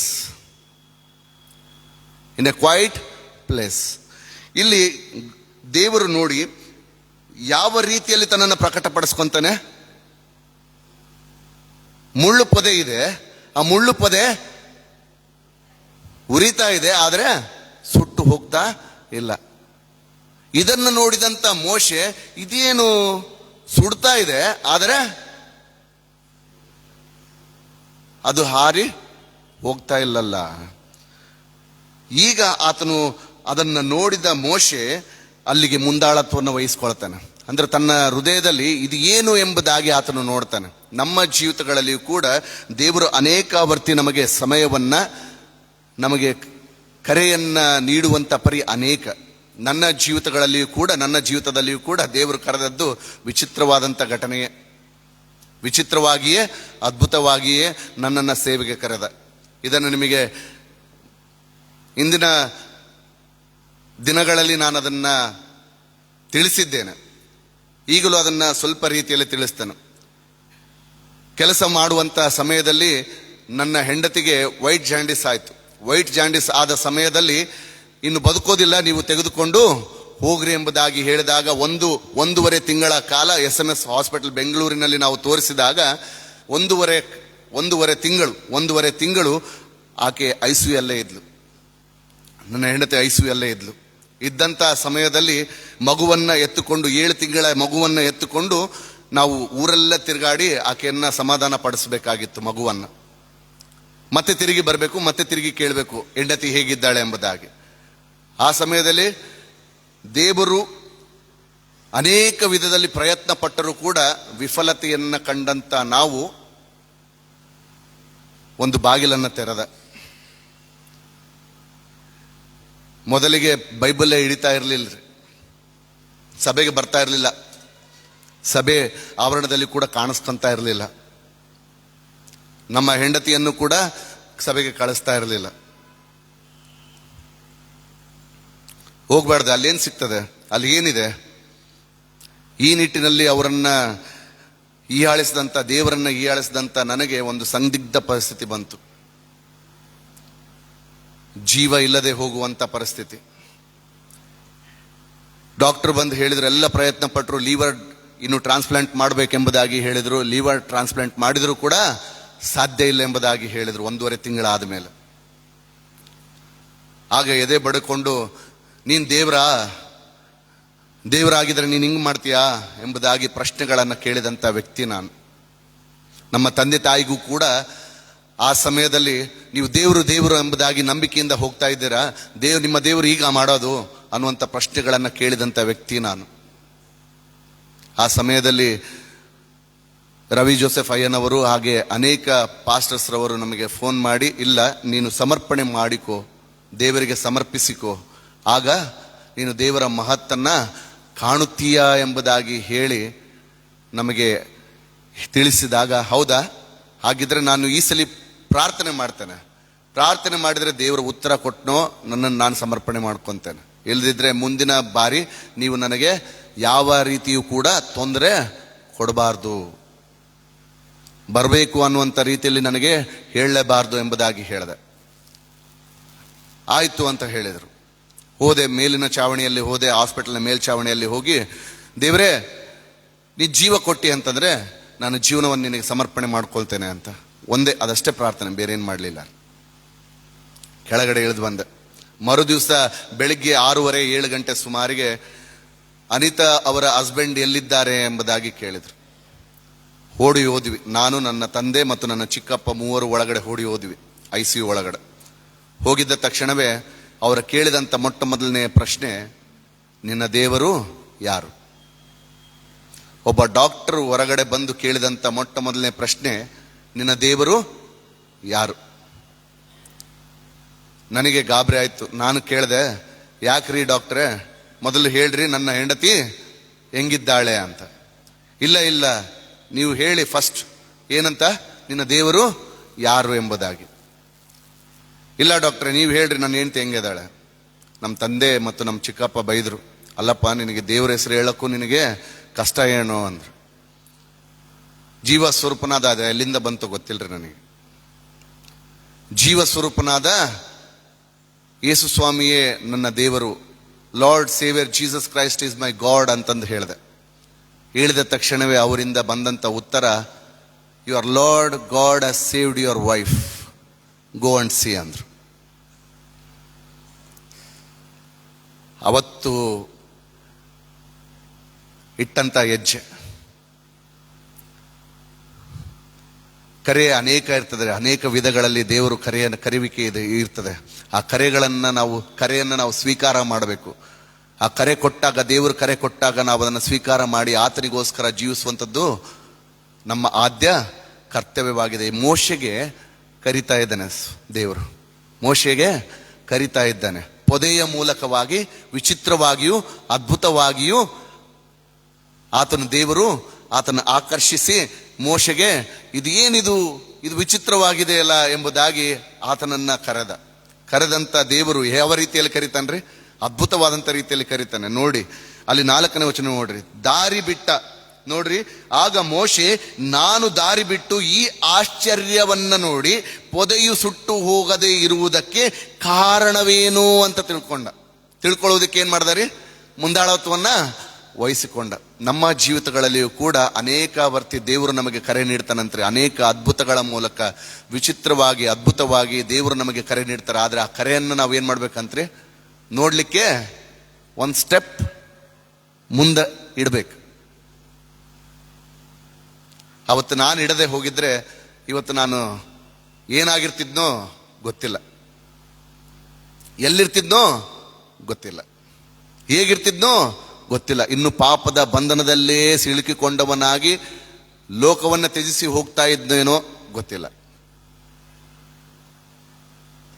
ಆದ್ರೆ ಇವತ್ತು ನನ್ನನ್ನು ಇಲ್ಲಿ ಇಟ್ಟಿದ್ದಾರೆ ಅಂತಂದ್ರೆ it is not me, it is him. ನಾನಲ್ಲ, ಬದಲಾಗಿ ದೇವರೇ. ಈಗಿರುವಲ್ಲಿ ಇಲ್ಲಿ ಕರೆ ನೀಡಿದ god calls us by name. ನೋಡಿ ಪೊದೆಯ ಸುಟ್ಟು ಹೋಗದಿರುವುದಕ್ಕೆ ನೋಡುವುದಕ್ಕೆ ಆತನು ದಾರಿ ಬಿಟ್ಟದ್ದನ್ನ ಯಾರು ಕಂಡ್ರಂತ್ರಿ? ಅಂದ್ರೆ ಫಸ್ಟ್ ಸ್ಟೆಪ್ ನಾವು ಯಾರು ಇಡಬೇಕು? ಫಸ್ಟ್ ಸ್ಟೆಪ್ ನಾವಿಡ್ಬೇಕು ದೇವರ ಮುಂದೆ. ಇಟ್ಟಾಗ ಆತನು ದಾರಿ ನೋಡ್ತಾ ಇರ್ತಾನೆ. ನನ್ನ ಮಗ, ನನ್ನ ಮಗಳು ಯಾವಾಗ ಬರ್ತಾನ, ಯಾವಾಗ ಬರ್ತಾಳ ಎಂಬಂತ ನಿಟ್ಟಿನಲ್ಲಿ ದೇವರು ಕಾಯ್ತಾ ಇರ್ತಾನಂತೆ. ಇಲ್ಲಿ ಕೂಡ ಕಾಯ್ತಾ ಇದ್ದ ಮೋಶೆ ಯಾವಾಗ ಇಟ್ಟು ನನ್ನ ಬಳಿಗೆ ಬರ್ತಾನೆ ಅಂತ. ಆತನು ದಾರಿ ಬಿಟ್ಟದ್ದನ್ನ ನೋಡಿದಂತ ದೇವರು ಕಂಡ. ಯಾಕೆ? ಈತನಲ್ಲಿ ಒಂದು ನಿಯೋಗ ಇತ್ತು. ಯಾರಲ್ಲಿ? ಮೋಶೆಯಲ್ಲಿ ದೇವರ ನಿಯೋಗವಿತ್ತು. ಆ ನಿಯೋಗ ತನ್ನ ಜನರಾದಂತ ಐಗುಪ್ತ ದೇಶದ ಜನರನ್ನ ಎಲ್ಲಿಗೆ ಸೇರಿಸಬೇಕಾಗಿತ್ತು? ಕಾನಾನ್ ದೇಶ, ಅಂದ್ರೆ ಹಾಲು ಜೇನು ಹರಿಯುವ ದೇಶಕ್ಕೆ ಸೇರಿಸಬೇಕಾಗಿತ್ತು. ವಾಗ್ದಾನ ಮಾಡಿದ ಆತನು ನಂಬಿಗಸ್ತನು, ಎಂದಿಗೂ ಕೈ ಬಿಡುವವನಲ್ಲ, ತೊರೆಯುವವನಲ್ಲ ಅಂತ ದೇವರು ಒಡಂಬಡಿಕೆಯನ್ನು ಮಾಡಿಕೊಂಡಿದ್ದ. ಇಸ್ರಾಯೇಲ್ ಜನಾಂಗದೊಟ್ಟಿಗೆ ಒಡಂಬಡಿಕೆಯನ್ನು ಮಾಡಿಕೊಂಡಿದ್ದ. ಆ ಒಡಂಬಡಿಕೆಯನ್ನು ಸ್ಥಿರಗೊಳಿಸುವುದಕ್ಕಾಗಿ, ನಡೆಸುವುದಕ್ಕಾಗಿ ಒಬ್ಬ ನಾಯಕ ಅಗತ್ಯವಾಗಿತ್ತು. ಆ ನಾಯಕನನ್ನ ಕರೆದು ಏನ್ ಮಾಡ್ತಾ ಇದ್ದಾರೆ? ಆತನನ್ನ ಸಿದ್ಧಪಡಿಸ್ತಾ ಇದ್ದಾರೆ. ಸಿದ್ಧಪಡಿಸುವಿಕೆ. ಈಗೋ ಇದ್ದೇನೆ ನೋಡ್ರಿ, ಕಂಡನು. ದೇವರು ಆ ಪೊದೆಯೊಳಗಿಂದ ಮೋಶೆಯೇ ಮೋಶೆಯೇ ಎಂದು ಕರೆದ. ಇವತ್ತು ನಮ್ಮನ್ನು ಕೂಡ ದೇವರು ಏನ್ ಮಾಡ್ತಾ ಇದ್ದಾರೆ? ಪ್ರತಿಯೊಬ್ಬರು ಕೂಡ ದೇವರು ಕರೀತಾ ಇದ್ದಾನೆ. ಏನಕ್ಕೆ? ನಾವು ಆತನ ನಿಯೋಗದ ಕಾರ್ಯವನ್ನ ಮಾಡುವುದಕ್ಕೋಸ್ಕರ. ಯೆಶಾಯನ ಪ್ರವಾದನೆಯ ಗ್ರಂಥ 55ನೇ ಅಧ್ಯಾಯದ 8ನೇ ವಚನಗಳನ್ನ ನೀವು ಗಮನಿಸಿರಿ. ಯೆಶಾಯನ ಪ್ರವಾದನೆಯ ಗ್ರಂಥ 55ನೇ ಅಧ್ಯಾಯದ 8ನೇ ವಚನ.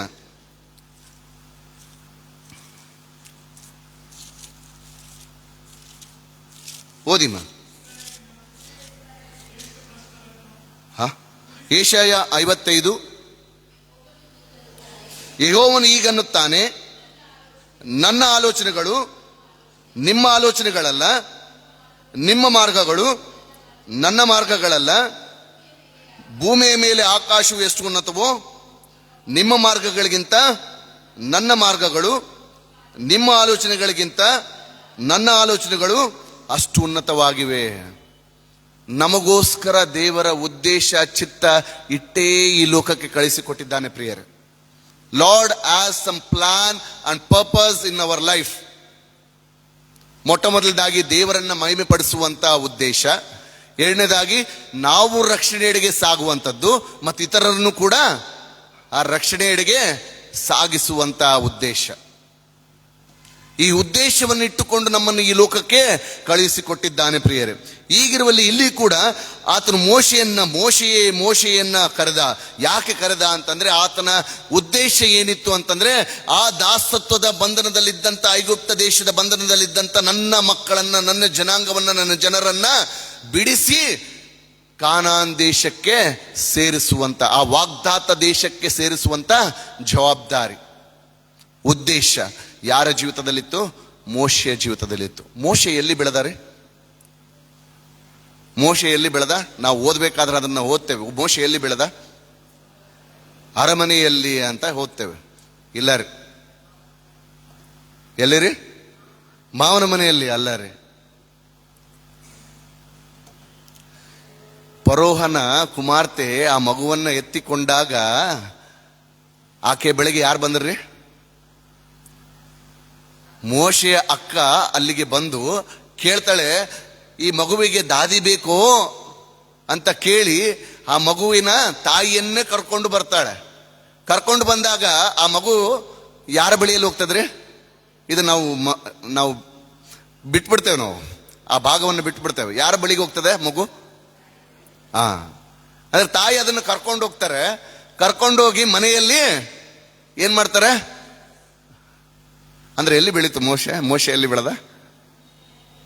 ಎಸ್, ಆತನಿಗೆ ದೇವರ ಭಯ ಭಕ್ತಿಯ ಜೀವಿತ, ದೇವರು ಏನು, ಯಾರು, ಎಂತ ಅಂತ ಆತನು ತಿಳಿತಾನೇ ಬಂದಾರೆ.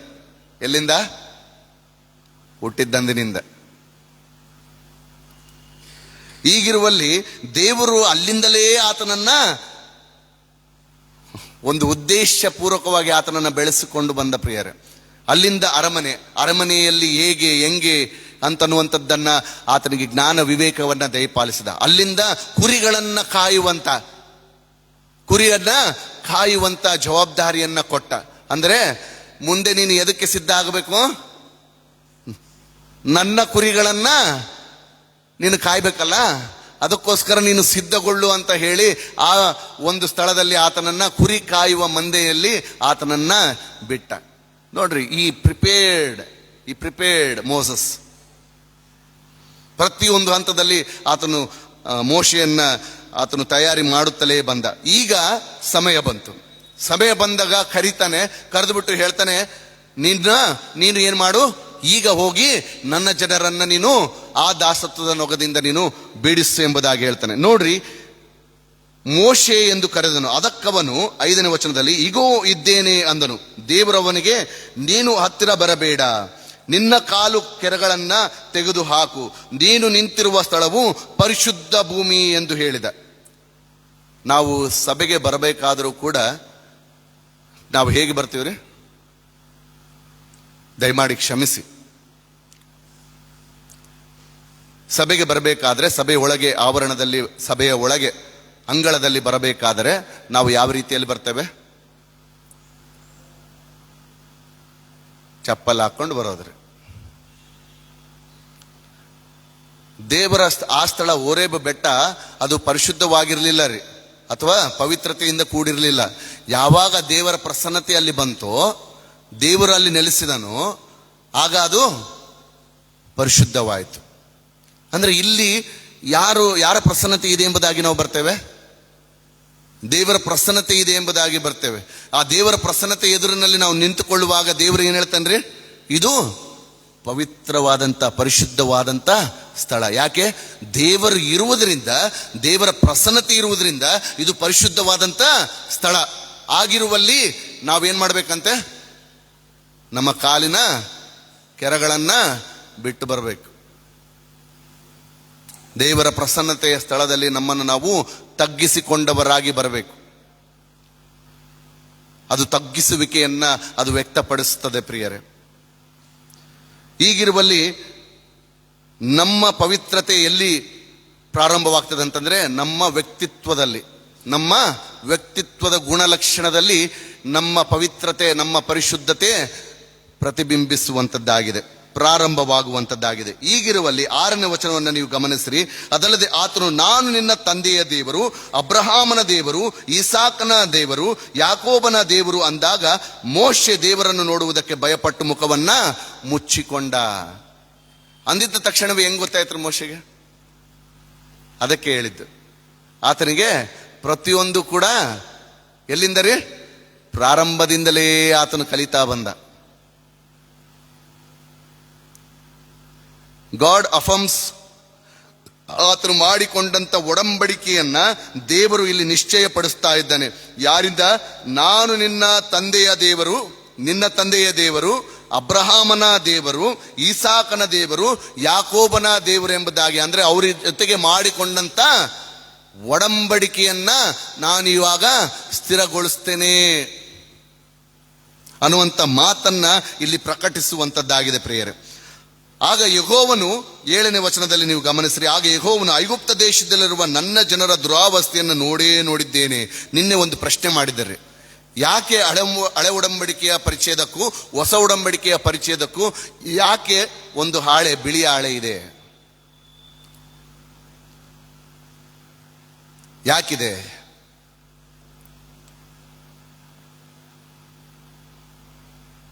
ಹೌದ್ರಾ?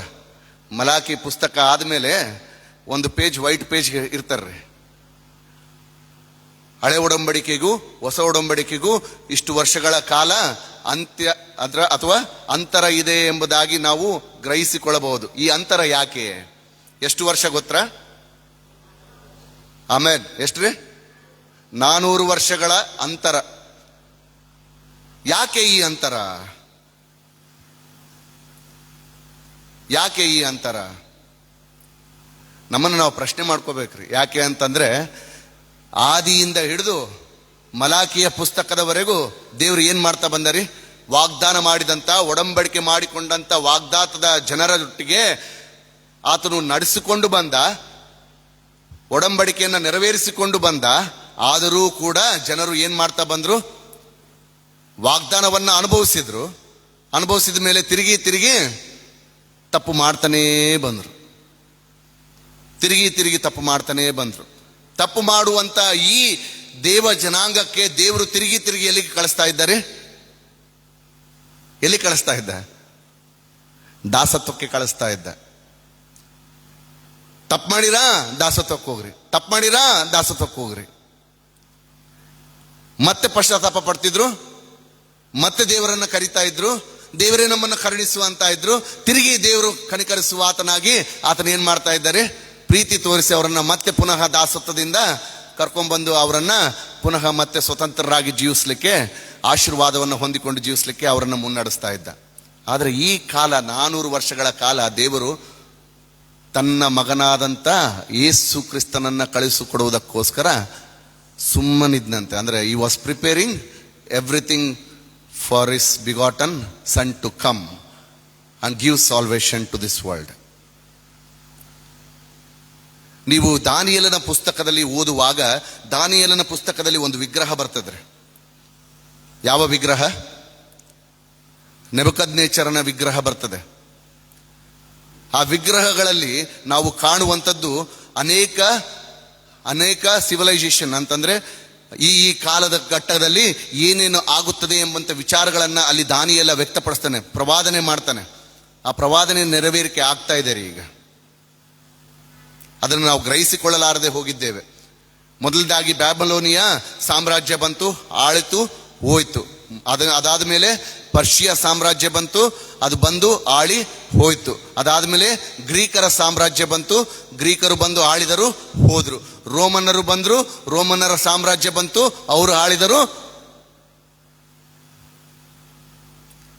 ಹೀಗಿರುವಲ್ಲಿ ಆ ರೋಮ್ ಸರ್ಕಾರದವರೆಗೂ ಬರುವವರೆಗೂ ಆ ಕಾಲಘಟ್ಟ ಏನಾಯ್ತಂತ್ರಿ? ಬೆಳಿತಾ ಬಂತಂತೆ. ಅದು ಇಂಟರ್ ಟೆಸ್ಟಮೆಂಟಲ್ ಪೀರಿಯಡ್ ಎಂಬುದಾಗಿ ಹೇಳ್ತೇವೆ. ಇಂಟರ್ ಟೆಸ್ಟಮೆಂಟಲ್ ಪೀರಿಯಡ್, ಅದನ್ನು 400 ವರ್ಷಗಳ ಕಾಲವನ್ನ ಇಂಟರ್ ಟೆಸ್ಟಮೆಂಟಲ್ ಪೀರಿಯಡ್ ಎಂಬುದಾಗಿ ಹೇಳ್ತೇವೆ.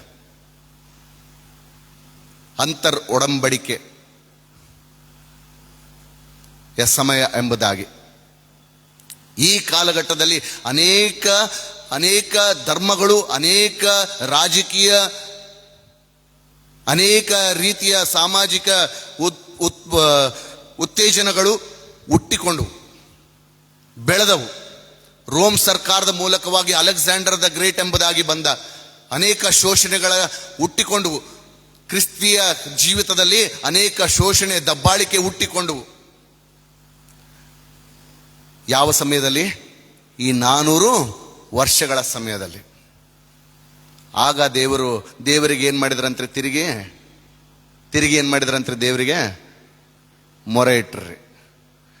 ಮೆಸ್ಸಿಯ ಎಲ್ಲಿದ್ದಾನೆ, ನಮ್ಮನ್ನು ರಕ್ಷಿಸುವ ದೇವರು ಎಲ್ಲಿದ್ದಾನೆ ಅನ್ನುವಂಥ ಮೊರೆ ಇಡುವಾಗ ತಿರುಗಿ ಯೋಹಾನನನ್ನ ದೇವ್ರು ಏನ್ ಮಾಡಿದ್ರಿ? ಪ್ರಿಪೇರ್ ದ ಪಾತ್ ಎಂಬುದಾಗಿ ಯೋಹಾನನನ್ನ ಕಳಿಸಿಕೊಟ್ರು ದೇವರು. ಈಗಲೂ ಕೂಡ ಇಲ್ಲಿಯ ಪರಿಚ್ಛೇದಗಳಲ್ಲಿ ಕೂಡ ಇಸ್ರಾಯೇಲರನ್ನ ಎಲ್ಲಿಗೆ ಕಳಿಸಿಕೊಟ್ಟಾರೆ? ಸಮೃದ್ಧಿ ಸಂತೃಪ್ತಿಯ ಜೀವಿತಕ್ಕೆ ಕಳಿಸಿಕೊಟ್ಟ ಮೇಲೆ ಮತ್ತೆ ತಿರುಗಿ ಏನ್ ಮಾಡಿದ್ರಿ? ಅವರು ದಾಸತ್ವದ ನೊಗದಲ್ಲಿ ಮತ್ತೆ ತಿರುಗಿ ಐಗುಪ್ತ ದೇಶದಲ್ಲಿ ಹೋದ್ರು. ಈಗ ಐಗುಪ್ತದಲ್ಲಿ ದಾಸತ್ವದಲ್ಲಿ ಕಣ್ಣೀರಿಡುವಾಗ, ದುಃಖದಲ್ಲಿರುವಾಗ, ಕಷ್ಟವನ್ನು ಅನುಭವಿಸುತ್ತಿರುವಾಗ ಮತ್ತೆ ಯಾರು ನೆನಪು ಬಂತಂತ್ರಿ? ಅಲ್ಲಿವರೆಗೆ ನೆನಪು ಬರಲಿಲ್ರಿ. ಈಗ ನೆನಪು ಬರ್ತಾ ಇದೆ. ಬಂದ ಮೇಲೆ ಏನ್ ಮಾಡ್ತಾ ಇದ್ದಾರೆ? ಮತ್ತೆ ತಿರುಗಿ ಮೊರೆ ಇಡ್ತಾ ಇದ್ದಾರೆ. ಯಾರಿಗೆ? ದೇವ್ರಿಗೆ ಮೊರೆ ಇಡ್ತಾ ಇದ್ದಾರೆ. ದೇವ್ರೇ, ನಮ್ಮನ್ನ ರಕ್ಷಿಸು, ನಮ್ಮನ್ನ ಇಲ್ಲಿಂದ ಬಿಡುಗಡೆ ಮಾಡು. ಅದಕ್ಕೆ ನಾಯಕನನ್ನ ನೇಮಿಸಿ ಈಗ ಆತನನ್ನ ಕೊಡ್ತಾ ಇದ್ದಾರೆ. He is revealing his mission to Moses. ನನ್ನ ನಿಯೋಗ ಏನು, ನನ್ನ ಮಾರ್ಗ ಏನು, ನನ್ನ ಉದ್ದೇಶ ಏನು ಎಂಬುದನ್ನು ಇಲ್ಲಿ ವ್ಯಕ್ತಪಡಿಸ್ತಾನೆ 7ನೇ 8ನೇ ವಚನದಲ್ಲಿ. ಐಗುಪ್ತ ದೇಶದಲ್ಲಿರುವ ನನ್ನ ಜನರ ದುರಾವಸ್ಥೆಯನ್ನು ನೋಡಿದ್ದೇನೆ. ಬಿಟ್ಟಿ ಮಾಡಿಸುವವರ ವಿಷಯದಲ್ಲಿ ಅವರು ಇಟ್ಟ ಮೊರೆಯು ನನಗೆ ಕೇಳಿಸಿತು. ಅವರ ದುಃಖವನ್ನೆಲ್ಲ ನಾನು ಬಲ್ಲೆನು. ಆದ ಕಾರಣ ಅವರನ್ನು ಐಗುಪ್ತರ ಕೈಯೊಳಗಿಂದ ತಪ್ಪಿಸುವುದಕ್ಕೂ ಆ ದೇಶದಿಂದ ಬಿಡಿಸಿ ಹಾಲು ಜೇನು ಹರಿಯುವ ವಿಸ್ತಾರವಾದ ಒಳ್ಳೆ ದೇಶಕ್ಕೂ, ಅಂದರೆ ಕಾನ್ಯಾನ್ಯರು, ಹಿತ್ತಿಯರು, ಅಮೋರಿಯರು, ಪೆರಿಜಿಯರು, ಇವ್ವಿಯರು, ಯೆಬೂಸಿಯರು ವಾಸವಾಗಿರುವ ದೇಶಕ್ಕೆ ನಡೆಸಿಕೊಂಡು ಹೋಗುವುದಕ್ಕೆ ಇಳಿದು ಬಂದಿದ್ದೇನೆ. ನೋಡ್ರಿ, ಯಾರು ಇಳಿದು ಬಂದಂತ್ರಿ? ಅಲ್ಲಿ ಸ್ವಾಮಿ ಸ್ವತಃ ಅಲ್ಲಿ ಪೊದೆಯಲ್ಲಿ ಇಳಿದು ಬಂದು ನನ್ನ ಉದ್ದೇಶ, ನನ್ನ ನಿಯೋಗ ಏನೆಂಬುದನ್ನ ತಿಳಿಸಿ ಮೋಶೆಯನ್ನ ನಾಯಕನನ್ನಾಗಿ ಕಳಿಸಿಕೊಟ್ಟು ತನ್ನ ಕಾರ್ಯವನ್ನ, ಉದ್ದೇಶವನ್ನ ನೆರವೇರಿಸಿ ಆ ಬಂಧನದಿಂದ ಬಿಡಿಸಿ ಕಾನಾನ್ ದೇಶಕ್ಕೆ ಸೇರಿಸಿದ, ವಿಮುಕ್ತಿಗೊಳಿಸುವಂತ ವಾಗ್ದಾನವನ್ನ ಮಾಡ್ತಾ ಇದ್ದಾನೆ. ಈಗಿರುವಲ್ಲಿ ನೋಡಿ 9ನೇ ವಚನವನ್ನು ಗಮನಿಸಿರಿ. ಈಗ ಕೇಳು, ಎಲ್ಲ ತಿಳಿಸಿದ, ತನ್ನ ನಿಯೋಗದ ವಾರ್ತೆಯನ್ನ ತಿಳಿಸಿದ ಮೋಶೆಗೆ ತಿಳಿಸಿ ಹೇಳ್ತಾನೆ. 9ನೇ ವಚನದಲ್ಲಿ ಹೇಳ್ತಾನೆ, ಇಸ್ರಾಯೇಲ್ಯರ ಕೂಗು ನನಗೆ ಮುಟ್ಟಿತು. ಐಗುಪ್ತರು ಅವರಿಗೆ ಕೊಡುವ ಉಪದ್ರವವನ್ನು ನಾನು ನೋಡಿದ್ದೇನೆ. ಆದ್ರಿಂದ ನನ್ನ ಜನರಾಗಿರುವ ಇಸ್ರಾಯೇಲರನ್ನ ಐಗುಪ್ತದಿಂದ ಹೊರಗೆ ಬರಮಾಡುವುದಕ್ಕೆ ನಿನ್ನನ್ನು ಫರೋಹನ ಬಳಿಗೆ ಕಳುಹಿಸುತ್ತೇನೆ ಬಾ ಅಂದನು. ಫರೋಹನ ಬಳಿಗೆ ಕಳುಹಿಸುತ್ತೇನೆ ಬಾ ಅಂದನು. ಅಂದ್ರೆ ಈತನನ್ನ ಸ್ಥಿರಪಡಿಸಿದ. ಯಾವುದಕ್ಕೋಸ್ಕರ? ನನ್ನ ಉದ್ದೇಶ, ಚಿತ್ತವನ್ನು ನೆರವೇರಿಸೋದಕ್ಕೋಸ್ಕರ ನೀನು ಬಾ ಎಂಬುದಾಗಿ ಕರೆಯನ್ನ ಕೊಟ್ಟ. ಆದ್ರೆ ಮೋಶೆ ಏನ್ ಮಾಡ್ತಾನ್ರಿ? ನಾವು ಕೂಡ ಹಂಗೆ ಮಾಡ್ತೀವಲ್ಲ, ನಾವು ಕೂಡ ಹಂಗೆ ಮಾಡ್ತೇವೆ. ಏನಾದ್ರೂ ಒಂದು ಕಾರಣಗಳನ್ನು ಕೊಡ್ತೇವೆ. ನನಗೆ ಅದು ಇಲ್ಲ, ನನಗಿದಿಲ್ಲ, ನಾನು ಸರಿ ಇಲ್ಲ, ಅದು ಸರಿ ಇಲ್ಲ, ಇದು ಸರಿ ಇಲ್ಲ, ಇದೀಗಿಲ್ಲ, ಅದು ಇಲ್ಲ ಎಂಬುದಾಗಿ ನಾವು ಕಾರಣಗಳನ್ನು ಕೊಡ್ತೇವೆ. ಮೋಶೆ ಕೂಡ ಅಲ್ಲಿ ಕಾರಣ ಕೊಡ್ತಾನ್ರಿ. ಮೋಶೆ ದೇವರಿಗೆ ಫರೋಹನ ಸನ್ನಿಧಾನಕ್ಕೆ ಹೋಗುವುದಕ್ಕೂ ಇಸ್ರಾಯೇಲರನ್ನು ಐಗುಪ್ತ ದೇಶದಿಂದ ಕರೆದುಕೊಂಡು ಬರುವುದಕ್ಕೂ ನಾನು ಎಷ್ಟರವನು ಎಂಬುದಾಗಿ ಹೇಳ್ತಾನೆ. ಯಾಕಂದ್ರೆ ಅಲ್ಲಿ ಆಗ್ಲೇ ಪಾಪ ಮಾಡಿದ್ದ, ದೇವರಿಗೆ ವಿರುದ್ಧವಾಗಿ ನಡೆದುಕೊಂಡಿದ್ದ. ಈಗಿರುವಲ್ಲಿ ನಾನು ಎಷ್ಟರವನು? I am unfit lord. ಆದರೆ ಅನ್ಫಿಟ್ ಅನ್ನ ಫಿಟ್ ಮಾಡುವಂಥದ್ದೇ ದೇವ್ರಿ. ಅದಕ್ಕೆ ಶಿಷ್ಯರನ್ನ ಕರೆದಾಗ ಕೂಡ ಯಾವ ಶಿಷ್ಯರನ್ನ ಕರೆದಾರೆ? ಜ್ಞಾನಿಗಳನ್ನ ಕರೆದ್ನೋ, ವಿವೇಕಿಗಳನ್ನ ಕರೆದ್ನೋ, ಯಾರನ್ನ ಕರೆದ? ಯೇಸು ಸ್ವಾಮಿ. ಬೆಸ್ತರನ್ನ, ಯಾವುದೇ ಜ್ಞಾನವಿಲ್ಲದೆ ಇರುವ ಜನರನ್ನ ಆತನು ಕರೆದ. ಜ್ಞಾನಹೀನರನ್ನ ಕರೆದು ಜ್ಞಾನವಂತರನ್ನಾಗಿ ಮಾಡಿ ಜ್ಞಾನ ಉಳ್ಳವರಿಗೆ ನಾಚಿಕೆ ಪಡಿಸುವುದಕ್ಕೋಸ್ಕರ ಆ ಜ್ಞಾನಹೀನರನ್ನ ಆತನು ತನ್ನ ಸೇವೆಗೆ ಕರೆದು ಆತನನ್ನ ಮುನ್ನಡೆಸಿದ. ಈಗಿರುವಲ್ಲಿ ಈತನು ಕೂಡ ಹೇಳ್ತಾ ಇದ್ದಾನೆ, ನಾನು ಎಷ್ಟರವನು, ಐ ಆಮ್ ಅನ್ಫಿಟ್ ಲಾರ್ಡ್ ಎಂಬುದಾಗಿ ಹೇಳುವಾಗ ಅದಕ್ಕೆ ದೇವರು ನಾನೇ ನಿನ್ನ ಸಂಗಡ ಇರುವೆನೆಂಬುದಾಗಿ ವಾಗ್ದಾನ ಮಾಡ್ತಾರೆ. ವಾಗ್ದಾನ ಮಾಡುವ ಆತನು ನಂಬಿಗಸ್ತನು, ಎಂದಿಗೂ ಕೈ ಬಿಡುವನಲ್ಲ. ಮತ್ತೆ ನೀನು ಜನರನ್ನು ಐಗುಪ್ತ ದೇಶದಿಂದ ಹೊರಗೆ ತಂದಾಗ ನೀವು ಈ ಬೆಟ್ಟದಲ್ಲಿಯೇ ದೇವರನ್ನ ಆರಾಧಿಸುವಿರಿ. ಇದೇ ನಿನಗೆ ಗುರುತಾಗಿರುವುದು. ಈಗಲೂ ಕೂಡ ಅಲ್ಲಿ ಆರಾಧನೆಯನ್ನ ಮಾಡ್ತಾರೆ ಪ್ರಿಯರೇ. ಹೀಗಿರುವಲ್ಲಿ ದೇವರು ವಾಗ್ದಾನ ಮಾಡಿದ, ನಿಮ್ಮನ್ನ ದಾಸತ್ವದ ನೊಗದಿಂದ ನಾನು ಬಿಡಿಸ್ತೇನೆ ಎಂಬುದಾಗಿ ವಾಗ್ದಾನ ಮಾಡಿ ಆ ವಾಗ್ದಾನವನ್ನ ನೆರವೇರಿಸಿದ ಪ್ರಿಯರೇ. 15ನೇ ವಚನವನ್ನು ನೀವು ಗಮನಿಸಿ, ಅಲ್ಲಿಗೆ ನಾವು ಮುಂದುವರಿಯೋಣ. ದೇವರು ಮೋಶೆಗೆ ಮತ್ತೂ ಹೇಳಿದ್ದೇನೆಂದರೆ, ನೀನು ಇಸ್ರಾಯೇಲರಿಗೆ ನಿಮ್ಮ ಪಿತೃಗಳಾದ ಅಬ್ರಹಾಮ, ಈಸಾಕ, ಯಾಕೋಬರ ದೇವರಾಗಿರುವ ಯೆಹೋವನು ನನ್ನನ್ನು ನಿಮ್ಮ ಬಳಿಗೆ ಕಳುಹಿಸಿದ್ದಾನೆ ಎಂದು ಹೇಳಬೇಕು. ಇದು ಸದಾ ಕಾಲಕ್ಕೂ ನನ್ನ ಹೆಸರು, ಇದು ತಲತಲಾಂತರಕ್ಕೂ ನನ್ನನ್ನು ಸ್ಮರಿಸಬೇಕಾದ ನಾಮ.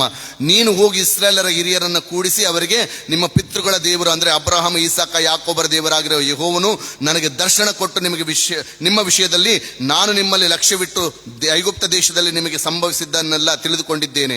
ಐಗುಪ್ತ ದೇಶದಲ್ಲಿ ನಿಮಗುಂಟಾಗಿರುವ ದುರಾವಸ್ಥೆಯಿಂದ ನಿಮ್ಮನ್ನ ತಪ್ಪಿಸಿ ಹಾಲು ಜೇನು ಹರಿಯುವ ದೇಶಕ್ಕೆ, ಅಂದರೆ ಕಾನಾನ್ಯರು, ಹಿತ್ತಿಯರು, ಅಮೋರಿಯರು, ಪೆರಿಜಿಯರು, ಇವ್ವಿಯರು, ಯಬುಸಿಯರು ವಾಸವಾಗಿರುವ ದೇಶಕ್ಕೆ ಬರಮಾಡುವೆನೆಂದು ನಿರ್ಣಯಿಸಿದ್ದೇನೆ.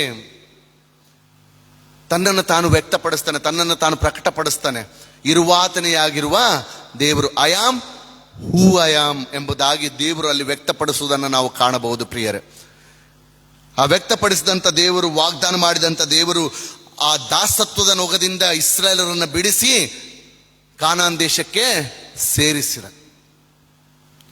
ಈಗಿರುವಲ್ಲಿ ಹೊಸ ಒಡಂಬಡಿಕೆಯ ಪರಿಚಯದ, ಅಂದರೆ ಗಲಾತ್ಯದವರಿಗೆ ಬರೆದ ಪತ್ರಿಕೆ 4ನೇ ಅಧ್ಯಾಯ 1-7 ವಚನಗಳಲ್ಲಿ, ಈಗ ದಾಸತ್ವದ ನೊಗದಿಂದ ಬಿಡಿಸಿದ ದೇವರು ನಮ್ಮನ್ನ ಯಾವ ಸ್ಥಾನವನ್ನ ಕೊಡಲು ಇಚ್ಛೆಯುಳ್ಳವನಾಗಿದ್ದಾನೆ? ಪುತ್ರರ ಸ್ಥಾನ. ಅಂದ್ರೆ ಗುಲಾಮಗಿರಿಯಿಂದ ಪುತ್ರತ್ವ ಅಥವಾ ಪೌರತ್ವ ಅಂತೀವಿ ಹೇಳ್ರಿ. ಪುತ್ರತ್ವದ ಸ್ಥಾನವನ್ನ ಅನುಗ್ರಹಿಸುವ ದೇವರು ಆತನಾಗಿದ್ದಾನೆ. ಗಲಾತ್ಯದವರಿಗೆ ಬರೆದ ಪತ್ರಿಕೆ 4ನೇ ಅಧ್ಯಾಯ 1-7 ವಚನಗಳಲ್ಲಿ ಪೌಲನು ಗಲಾತ್ಯದ ಸಭೆಯವರಿಗೆ ಸುಳ್ಳು ಬೋಧನೆಗಳ ಕುರಿತು ಎಚ್ಚರಿಕೆಯಾಗಿದ್ದು ಜೀವಿಸಿರೆಂಬುದಾಗಿ ಹೇಳ್ತಾನೆ. 3ನೇ ಅಧ್ಯಾಯದ ಕೆಲವು ವಚನ ಭಾಗಗಳನ್ನು ನೀವು ಗಮನಿಸುವುದಾದರೆ ಅಲ್ಲಿ ಆತನು ಹೇಳ್ತಾನೆ ಬರ್ತಾನೆ, ನೀವು ಕಾನೂನಿಗೆ ಬದ್ಧವಾಗಿ ಅಥವಾ ನಿಯಮಗಳಿಗೆ ಬದ್ಧರಾಗಿ ನೀವು ಜೀವಿಸುತ್ತಿದ್ದೀರೇ ಹೊರತು ನೀವು ದೇವರಿಗೆ ನೀವು ವಿಧೇಯರಾಗಿ ಜೀವಿಸಲಾರದೆ ಹೋಗಿದ್ದೀರಿ. ಆ ಯಹೂದ್ಯರು ನಿಯಮಗಳನ್ನ ಪಾಲಿಸುವುದರಲ್ಲಿ ಕಟ್ಟಾವಾದಿಗಳಾಗಿದ್ದರು. ಯಹೂದ್ಯರು ನಿಯಮಗಳನ್ನ ಪಾಲಿಸಿದರೆ ಮಾತ್ರ ದೇವರಿದ್ದ ನೀವು ಸ್ವೀಕರಿಸಲ್ಪಡುತ್ತೀರಿ ಎಂಬಂತ ವಚನಗಳನ್ನ ಅವರು ಏನು ಪ್ರಕಟಪಡಿಸ್ತಾ ಇದ್ರು ಜನರಿಗೆ. ಈ ತಪ್ಪು ಬೋಧನೆಯನ್ನ ಖಂಡಿಸಿ ಪೌಲ ಕ್ರಿಸ್ತನ ವಿಶ್ವಾಸಿಗಳಿಗೆ ತಿಳಿಸುವುದೇನೆಂದರೆ, ನಿಯಮಗಳಿಗೆ ಬದ್ಧರಾಗಿ ನೀವು ಗುಲಾಮರಾಗಿರಬೇಡ್ರಿ. ಯಾಕೆಂದ್ರೆ ಕ್ರಿಸ್ತನು ತನ್ನ ರಕ್ತವನ್ನ ಸುರಿಸುವುದರ ಮೂಲಕ ನಿಮ್ಮನ್ನ ತನ್ನ ಪುತ್ರರನ್ನಾಗಿ ಮಾಡಿಕೊಂಡಿದ್ದಾನೆ ಎಂಬಂತ ಮಾತನ್ನ ಇಲ್ಲಿ ಪ್ರಕಟ ಮಾಡ್ತಾನೆ ಪ್ರಿಯರೇ. ವಚನ 1 ನೀವು ಗಮನಿಸಿರಿ. ಆದರೆ ನಾನು ಹೇಳುವುದೆಂದರೆ, ಬಾಧ್ಯನು ತಾನು ಆಸ್ತಿಗೆಲ್ಲ ದಣಿಯಾಗಿದ್ದರೂ ಬಾಲಕನಾಗಿರುವ ತನಕ ದಾಸನಂತೆ ಇರುವನೇ ಹೊರತು ಬೇರೆ ಇಲ್ಲ ಎಂಬಂತ ಮಾತು. ರೋಮನ್ನರ ಸಂಪ್ರದಾಯದ ಪ್ರಕಾರ ಬಾಲಕನು ಏನಾಗಿದ್ದರೆ ದಣಿಯಾಗಿದ್ದರೂ ಕೂಡ ಆತನಿಗೇನಿರಲಿಲ್ಲ ರೀ, ಆ ಒಂದು ಸ್ವತಂತ್ರತೆ, ನಿರ್ಧಾರ ತೆಗೆದುಕೊಳ್ಳುವಂತ ಸ್ವತಂತ್ರತೆ ಆ ಬಾಲಕನಿಗೆ ಇರಲಿಲ್ಲ, ಅವಕಾಶ ಇಲ್ಲ. ಆಧ್ಯಾತ್ಮಿಕವಾಗಿ ನಾವು ಯೋಚನೆ ಮಾಡುವುದಾದ್ರೆ ಕ್ರಿಸ್ತನ ಬರೋಣದ ಮುಂಚಿತವಾಗಿ ದೇವರ ಜನರು ಏನಾಗಿದ್ರಂತ್ರಿ, ದಾಸತ್ವದ ನೊಗದಲ್ಲಿ ಇನ್ನು ಬಾಲಕರಾಗಿದ್ದರು. ಎಲ್ಲಿ? ಮೋಶೆಯ ಕಾಲದಲ್ಲಿಂದ ಹಿಡಿದು ಹಳೆ ಒಡಂಬಡಿಕೆ ಪರಿಚ್ಛೇದಗಳ ಕಾಲ ದೇವ ಜನರು ಬಾಲಕರಾಗಿದ್ದರು. ಆದರೆ ಅವರಿಗೆ ವಾಗ್ದಾನಗಳಿದ್ದವು, ಒಡಂಬಡಿಕೆಗಳಿದ್ದವು, ಬದ್ಧತೆ ಇತ್ತು, ನಿಯಮಾವಳಿಗಳನ್ನು ಪಾಲಿಸುವಂತ ಬದ್ಧತೆ ಅವರಿಗೆ ಇತ್ತು. ಅದನ್ನ ಪಾಲಿಸದೆ ಹೋದರೆ ಶಿಕ್ಷೆ, ಪಾಪ ಎಂಬುದಾಗಿ ಅವರು ಪರಿಗಣಿಸಿ ನಾಶನವನ್ನ ಅವರು ವ್ಯಕ್ತಪಡಿಸ್ತಾ ಇದ್ರು. ನಿರ್ಬಂಧಿಗಳಾಗಿದ್ದರು. ಯಾವುದರಲ್ಲಿ? ಕಟ್ಟು ಪಾಡುಗಳಲ್ಲಿ, ನಿಯಮಾವಳಿಗಳಲ್ಲಿ ಅವರು ನಿರ್ಬಂಧಿಗಳಾಗಿದ್ದರು. ಈ ದಾಸತ್ವದಲ್ಲಿ ಅವರು ತುಂಬಿಕೊಂಡಿದ್ದರು. ನಿಯಮಕ್ಕೆ ಬದ್ಧತೆ ಇತ್ತು, ಆದರೆ ಗಲಾತ್ಯ 3ರಂತೆ ಉತ್ತರಾಧಿಕಾರಿಗೆ ಸಂಪತ್ತು ಇತ್ತು, ಆದರೆ ಅದಕ್ಕೆ ಹಕ್ಕು ಪ್ರವೇಶವಿರಲಿಲ್ಲ. ಆಕ್ಸಸ್ ಟು ದ ಲ್ಯಾಂಡ್ ಅಥವಾ ಬಾಧ್ಯತೆಗೆ, ಆತನಿಗೆ ಆಸ್ತಿಗೆ ಅವಕಾಶ ಇರಲಿಲ್ಲ ಎಂಬುದನ್ನ ಅಲ್ಲಿ ವ್ಯಕ್ತಪಡಿಸುವಂತದ್ದಾಗಿದೆ. 2ನೇ ವಚನದಲ್ಲಿ ನೀವು ನೋಡಿರಿ, ತಂದೆಯು ನೇಮಿಸಿದ ದಿನದವರೆಗೂ ಪಾಲಕರ ಮತ್ತು ಮನೆವಾರ್ತೆಯವರ ಕೈಗಳಗಿರುವನು ಎಂಬುದಾಗಿ ಬರೆಯಲ್ಪಟ್ಟಿದೆ. ಮಗನಿಗೆ ಪೂರ್ಣ ಹಕ್ಕುಗಳು ಯಾವಾಗ ಸಿಗುತ್ತದೆ? ಬೆಳೆದು ನಿಂತಾಗ. ಇದನ್ನು ಯಾರು ನಿರ್ಧರಿಸ್ತಾರೆ ನಮ್ಮ ಜೀವಿತಗಳಲ್ಲಿ, ನಮ್ಮ ಕುಟುಂಬಗಳಲ್ಲಿ? ಇವತ್ತಿಗೂ ದೊಡ್ಡವರೇ. ಅದನ್ನು ಪ್ರಶ್ನೆ ಮಾಡಿದರೆ ಏನಂತೀವ್ರಿ? ವಿರೋಧ ಎಂಬುದಾಗಿ ನಾವು ಭಾವಿಸ್ತೇವೆ. ದೇವರಿಗೆ ಒಂದು ದೈವಿಕ ವೇಳಾಪಟ್ಟಿ ಇದೆ. ಮಾನವೀಯತೆ ನಿಯಮದ ಅಡಿಯಲ್ಲಿ, ಬಾಯ ಕಪಿಮುಷ್ಟಿಯಲ್ಲಿ ಇರುವಂತದ್ದಾಗಿತ್ತು. ಅದನ್ನ ಆತನು ಬಿಡಿಸಬೇಕಾಗಿತ್ತು. ದೇವರು ಅದರಿಂದಲೇ ಬಿಡುಗಡೆಯನ್ನು ನಮಗೆ ಅನುಗ್ರಹಿಸಲು ಯೋಜನೆ ಮಾಡಿ ಯೇಸು ಕ್ರಿಸ್ತನನ್ನ ಈ ಲೋಕಕ್ಕೆ ಕಳಿಸಿಕೊಟ್ಟ. ಪ್ರಿಯರೇ, ಯೆಶಾಯನ ಪ್ರವಾದನೆ ಗ್ರಂಥ 55ನೇ ಅಧ್ಯಾಯ 11ನೇ ವಚನವನ್ನು ನೀವು ಗಮನಿಸಿರಿ. ಯೆಶಾಯನ ಪ್ರವಾದನೆ ಗ್ರಂಥ 55ನೇ ಅಧ್ಯಾಯದ 11ನೇ ವಚನ ಏನಂತ ಬರೆಯಲ್ಪಟ್ಟಿದ್ರಿ?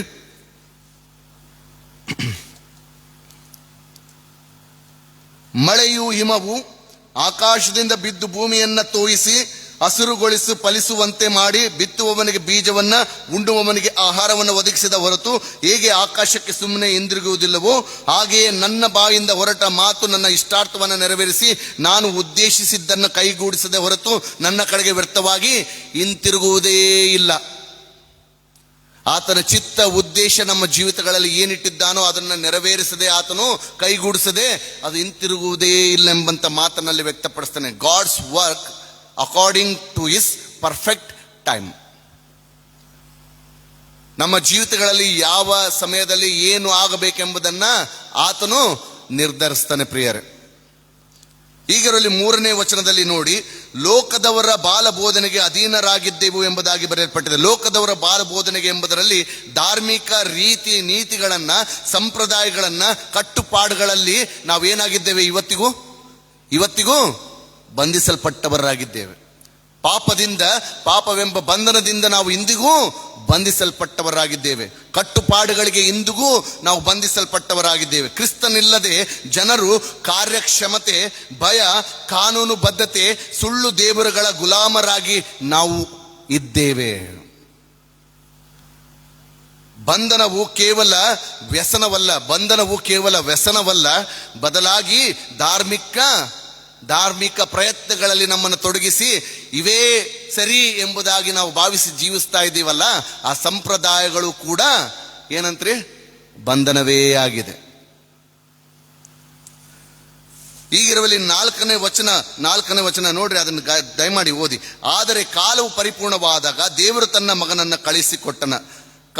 ಕೊಟ್ಟನು ಧರ್ಮಶಾಸ್ತ್ರಾಧೀನರಾದವರನ್ನ. ನೋಡ್ರಿ, ಯಾವ ದೀನ?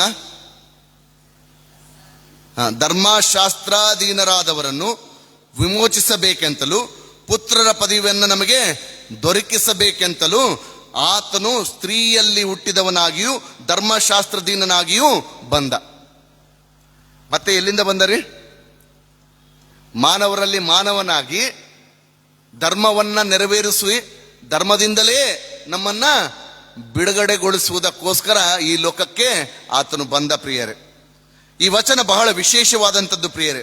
ಯಾಕೆಂದ್ರೆ ಕಾಲವು ಪರಿಪೂರ್ಣವಾದಾಗ ಎಂಬುದಾಗಿ ಬರೆಯಲ್ಪಟ್ಟಿದೆ. ಕಾಲವು ಪರಿಪೂರ್ಣವಾದಾಗ ಎಂಬುದರಲ್ಲಿ ದೇವರ ಸಮಯ ಅದು ನಿಗದಿ ಪಡಿಸಲಾಗಿದೆ ಎಂಬುದನ್ನು ವ್ಯಕ್ತಪಡಿಸ್ತದೆ. ಯಾಕೆಂದರೆ ರೋಮ್ ಕಾಲದಲ್ಲಿ ನಡೆಯಲು ದಾರಿ ಸರಿ ಮಾಡಲ್ಪಟ್ಟಿತ್ತು. ಗ್ರೀಕ್ ಭಾಷೆ ಸಂವಹನಕ್ಕೆ ಏರ್ಪಡಿಸಲಾಗಿತ್ತು. ಮೆಸ್ಸಿಯ ನಿರೀಕ್ಷೆ ಹುಟ್ಟಿಸಲಾಗಿತ್ತು.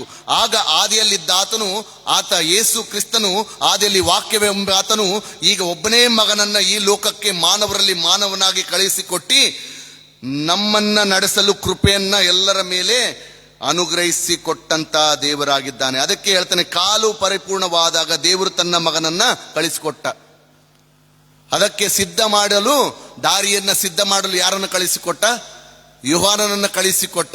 ಈ 400 ವರ್ಷಗಳ ಕಾಲ ಎಲ್ಲವನ್ನ ಸಿದ್ಧಪಡಿಸಿ ಈಗ ನೀನು ಈ ಲೋಕಕ್ಕೆ ಹೋಗು ಎಂಬಂತ ವಿಚಾರಗಳನ್ನ ನಾವು ಗ್ರಹಿಸಿಕೊಂಡು ಜೀವಿಸುವಂಥದ್ದು ಅವಶ್ಯ. ಯೋಹಾನ ಬರೆದ ಸುವಾರ್ತೆ 1ನೇ ಅಧ್ಯಾಯ 14ನೇ ವಚನದಲ್ಲಿ ಆತನು ನರಾವತಾರ ಯತಿ ಈ ಲೋಕಕ್ಕೆ ಬಂದನು ಎಂಬಂತ ಮಾತು ನಂಬತಕ್ಕದ್ದಾಗಿಯೂ ಯೋಗ್ಯವಾದದ್ದಾಗಿಯೂ ಅದೇ. ಒಂದು ಹೆಜ್ಜೆ ಮುಂದಿಟ್ಟು ಈ ನಮ್ಮ ಬಂಧನವನ್ನ, ಗುಲಾಮತನವನ್ನ ವೈಯಕ್ತಿಕವಾಗಿ ಸ್ವಂತವಾಗಿ ವ್ಯಕ್ತಪಡಿಸಿ ನಾವು ಏನು ಮಾಡಬೇಕು? ಇತಿಹಾಸದ ಪುಟಗಳಲ್ಲಿ ಆತನು ನಮ್ಮನ್ನ ಬಿಡುಗಡೆಗೊಳಿಸುವುದಕ್ಕೋಸ್ಕರ ಸ್ತ್ರೀಯಲ್ಲಿ ಹುಟ್ಟಿ ಧರ್ಮಶಾಸ್ತ್ರಧೀನನಾಗಿಯೂ ಬಂದು ನಮ್ಮನ್ನ ಪುತ್ರರ ಪದವಿಗೆ ಆತನು ಕರೆದೊಯ್ಯುವ ಆತನಾಗಿದ್ದಾನೆ. 5ನೇ ವಚನದಲ್ಲಿ ವಿಮೋಚನೆ ಹಾಗೂ ಪುತ್ರರ ಪದವಿ ದೊರಕಿಸಬೇಕೆಂತಲೂ ಎಂಬುದಾಗಿ ಬರೆಯಲ್ಪಟ್ಟಿದೆ. ದೊರಕಿಸಬೇಕೆಂತಲೂ ಯೇಸು ಕ್ರಿಸ್ತನು ನಮ್ಮನ್ನ ಆ ದಾಸತ್ವದಲ್ಲಿ ಇರಬೇಕೆಂಬುದಾಗಿಯೇ ನಮ್ಮನ್ನ ಕರೆದಿಲ್ಲ, ಬದಲಾಗಿ ನಮ್ಮನ್ನ ಬಿಡುಗಡೆಗೊಳಿಸಿ ತನ್ನ ಮಕ್ಕಳೆಂಬುದಾಗಿ ಆತನು ಅಂಗೀಕರಿಸಿದ್ದಾನೆ. ಹೀಗಿರುವಲ್ಲಿ ಯೋಹಾನ ಬರೆದ ಸುವಾರ್ತೆ 1ನೇ ಅಧ್ಯಾಯ 12ರಿಂದ ಓದಿ ಪ್ರಿಯರೇ. ಯೋಹಾನ ಬರೆದ ಸುವಾರ್ತೆ 1ನೇ ಅಧ್ಯಾಯ 12ನೇ ವಚನ. ಯಾರ್ಯಾರು ಆತನನ್ನ ಅಂಗೀಕರಿಸಿದರೋ, ಆತನ ಹೆಸರಿನಲ್ಲಿ ನಂಬಿಕೆ ಇಟ್ಟರೋ ಏನ್ ಕೊಟ್ಟಾರೆ? ದೇವರ ಮಕ್ಕಳಾಗುವ, ಅಂದ್ರೆ ಪುತ್ರಿಯ ಒಂದು ಸ್ಥಾನಮಾನವನ್ನ ನಮಗೆ ಕೊಡುವಾತನಾಗಿದ್ದಾನೆ ಎಂಬುದನ್ನು ವ್ಯಕ್ತಪಡಿಸುವಂತದ್ದಾಗಿದೆ. ಕೇವಲ ವಿಮೋಚನೆ ಅಂತ್ಯವಲ್ಲ, ಅದರ ಮುಂದುವರಿದು ಅಧ್ಯಾಯವೇ ಪುತ್ರ ಪದವಿಯನ್ನು ನಮಗೆ ಅನುಗ್ರಹಿಸಿಕೊಡುವಂತದ್ದಾಗಿದೆ. ಹೀಗಿರುವಲ್ಲಿ ರೋಮನ್ನರ ದತ್ತು ಸಂಸ್ಕೃತಿ ಎಂಬುದಾಗಿ ಹೇಳಿದರೆ ಪೂರ್ಣ ಕಾನೂನು ಹಕ್ಕುಗಳು ಅವರಿಗೆ ಇವೆ ಎಂಬುದಾಗಿ ಅರ್ಥ. ಹೊಸ ಹೆಸರು ನೀಡುವಂಥದ್ದು ಎಂಬುದಾಗಿ ಅರ್ಥ. ಪೂರ್ಣ ಅನುವಂಶಿಕತೆ ಇರುವಂತ ವ್ಯಕ್ತಿ ಎಂಬುದಾಗಿ ಅರ್ಥ. ಶಾಶ್ವತ ಸ್ಥಾನಮಾನವನ್ನ ಹೊಂದಿದಂತ ವ್ಯಕ್ತಿ ಎಂಬುದಾಗಿ ಅರ್ಥ. ಎಲ್ಲರೂ ಕಾನೂನುಬದ್ಧವಾಗಿ ಶಾಶ್ವತವಾಗಿ ದತ್ತು ಪಡೆಯುವುದಾಗಿದೆ. ರೋಮಾಪುರದವರಿಗೆ ಬರೆದ ಪತ್ರಿಕೆ 8:15 ಯಾರ್ಯಾರು ದೇವರ ಆತ್ಮನಿಂದ ನಡೆಸಿಕೊಳ್ಳುತ್ತಾರೋ ಅವರು ದೇವರ ಮಕ್ಕಳು. ನೀವು ತಿರುಗಿ ಭಯದಲ್ಲಿ ಬೀಳುವ ಹಾಗೆ ದಾಸನ ಭಾವವನ್ನ ಹೊಂದಿದವರಲ್ಲ, ಮಗನ ಭಾವವನ್ನ ಹೊಂದಿದವರಾಗಿದ್ದೀರಿ. ಈ ಭಾವದಿಂದಲೇ ನಾವು ದೇವರನ್ನ ಏನಂತ ಕರಿತೇವ್ರಿ? ಅಪ್ಪ ತಂದೆಯೇ ಎಂಬುದಾಗಿ ನಾವು ಸಂಬೋಧಿಸುವಂತವರಾಗಿದ್ದೇವೆ. ಧರ್ಮ ಹೇಳುತ್ತೆ ಅದನ್ನ ಪಡೆದುಕೋ ಎಂಬುದಾಗಿ, ಆದರೆ ದೇವರ ಕೃಪೆ ಹೇಳುತ್ತೆ ನೀನು ಈಗಾಗಲೇ ದೇವರ ಪುತ್ರನಾಗಿದ್ದಿ, ಪುತ್ರಿಯಾಗಿದ್ದಿ ಎಂಬುದಾಗಿ, ದೇವರೊಟ್ಟಿಗೆ ನೀನು ಸೇರಿಕೊಂಡಿದ್ದಿ ಎಂಬುದಾಗಿ ವ್ಯಕ್ತಪಡಿಸುವಂತದ್ದಾಗಿದೆ. ಈಗಿರುವಲ್ಲಿ ವಚನ 6:7 ನಾವು ನೋಡುವಾಗ ಅಲ್ಲಿ ಹೇಳ್ತದೆ, ನೀವು ಪುತ್ರರಾಗಿರುವುದರಿಂದ ದೇವರು ಅಪ್ಪ ತಂದೆಯೇ ಎಂದು ಕೂಗುವ ತನ್ನ ಮಗನ ಆತ್ಮವನ್ನು ನಮ್ಮ ಹೃದಯಗಳಲ್ಲಿ ಕಳಿಸಿಕೊಟ್ಟಿದ್ದಾನೆ. ಇವತ್ತು ನಮ್ಮ ಹೃದಯಗಳಲ್ಲಿ ಯಾರಿದ್ದಾರೆ?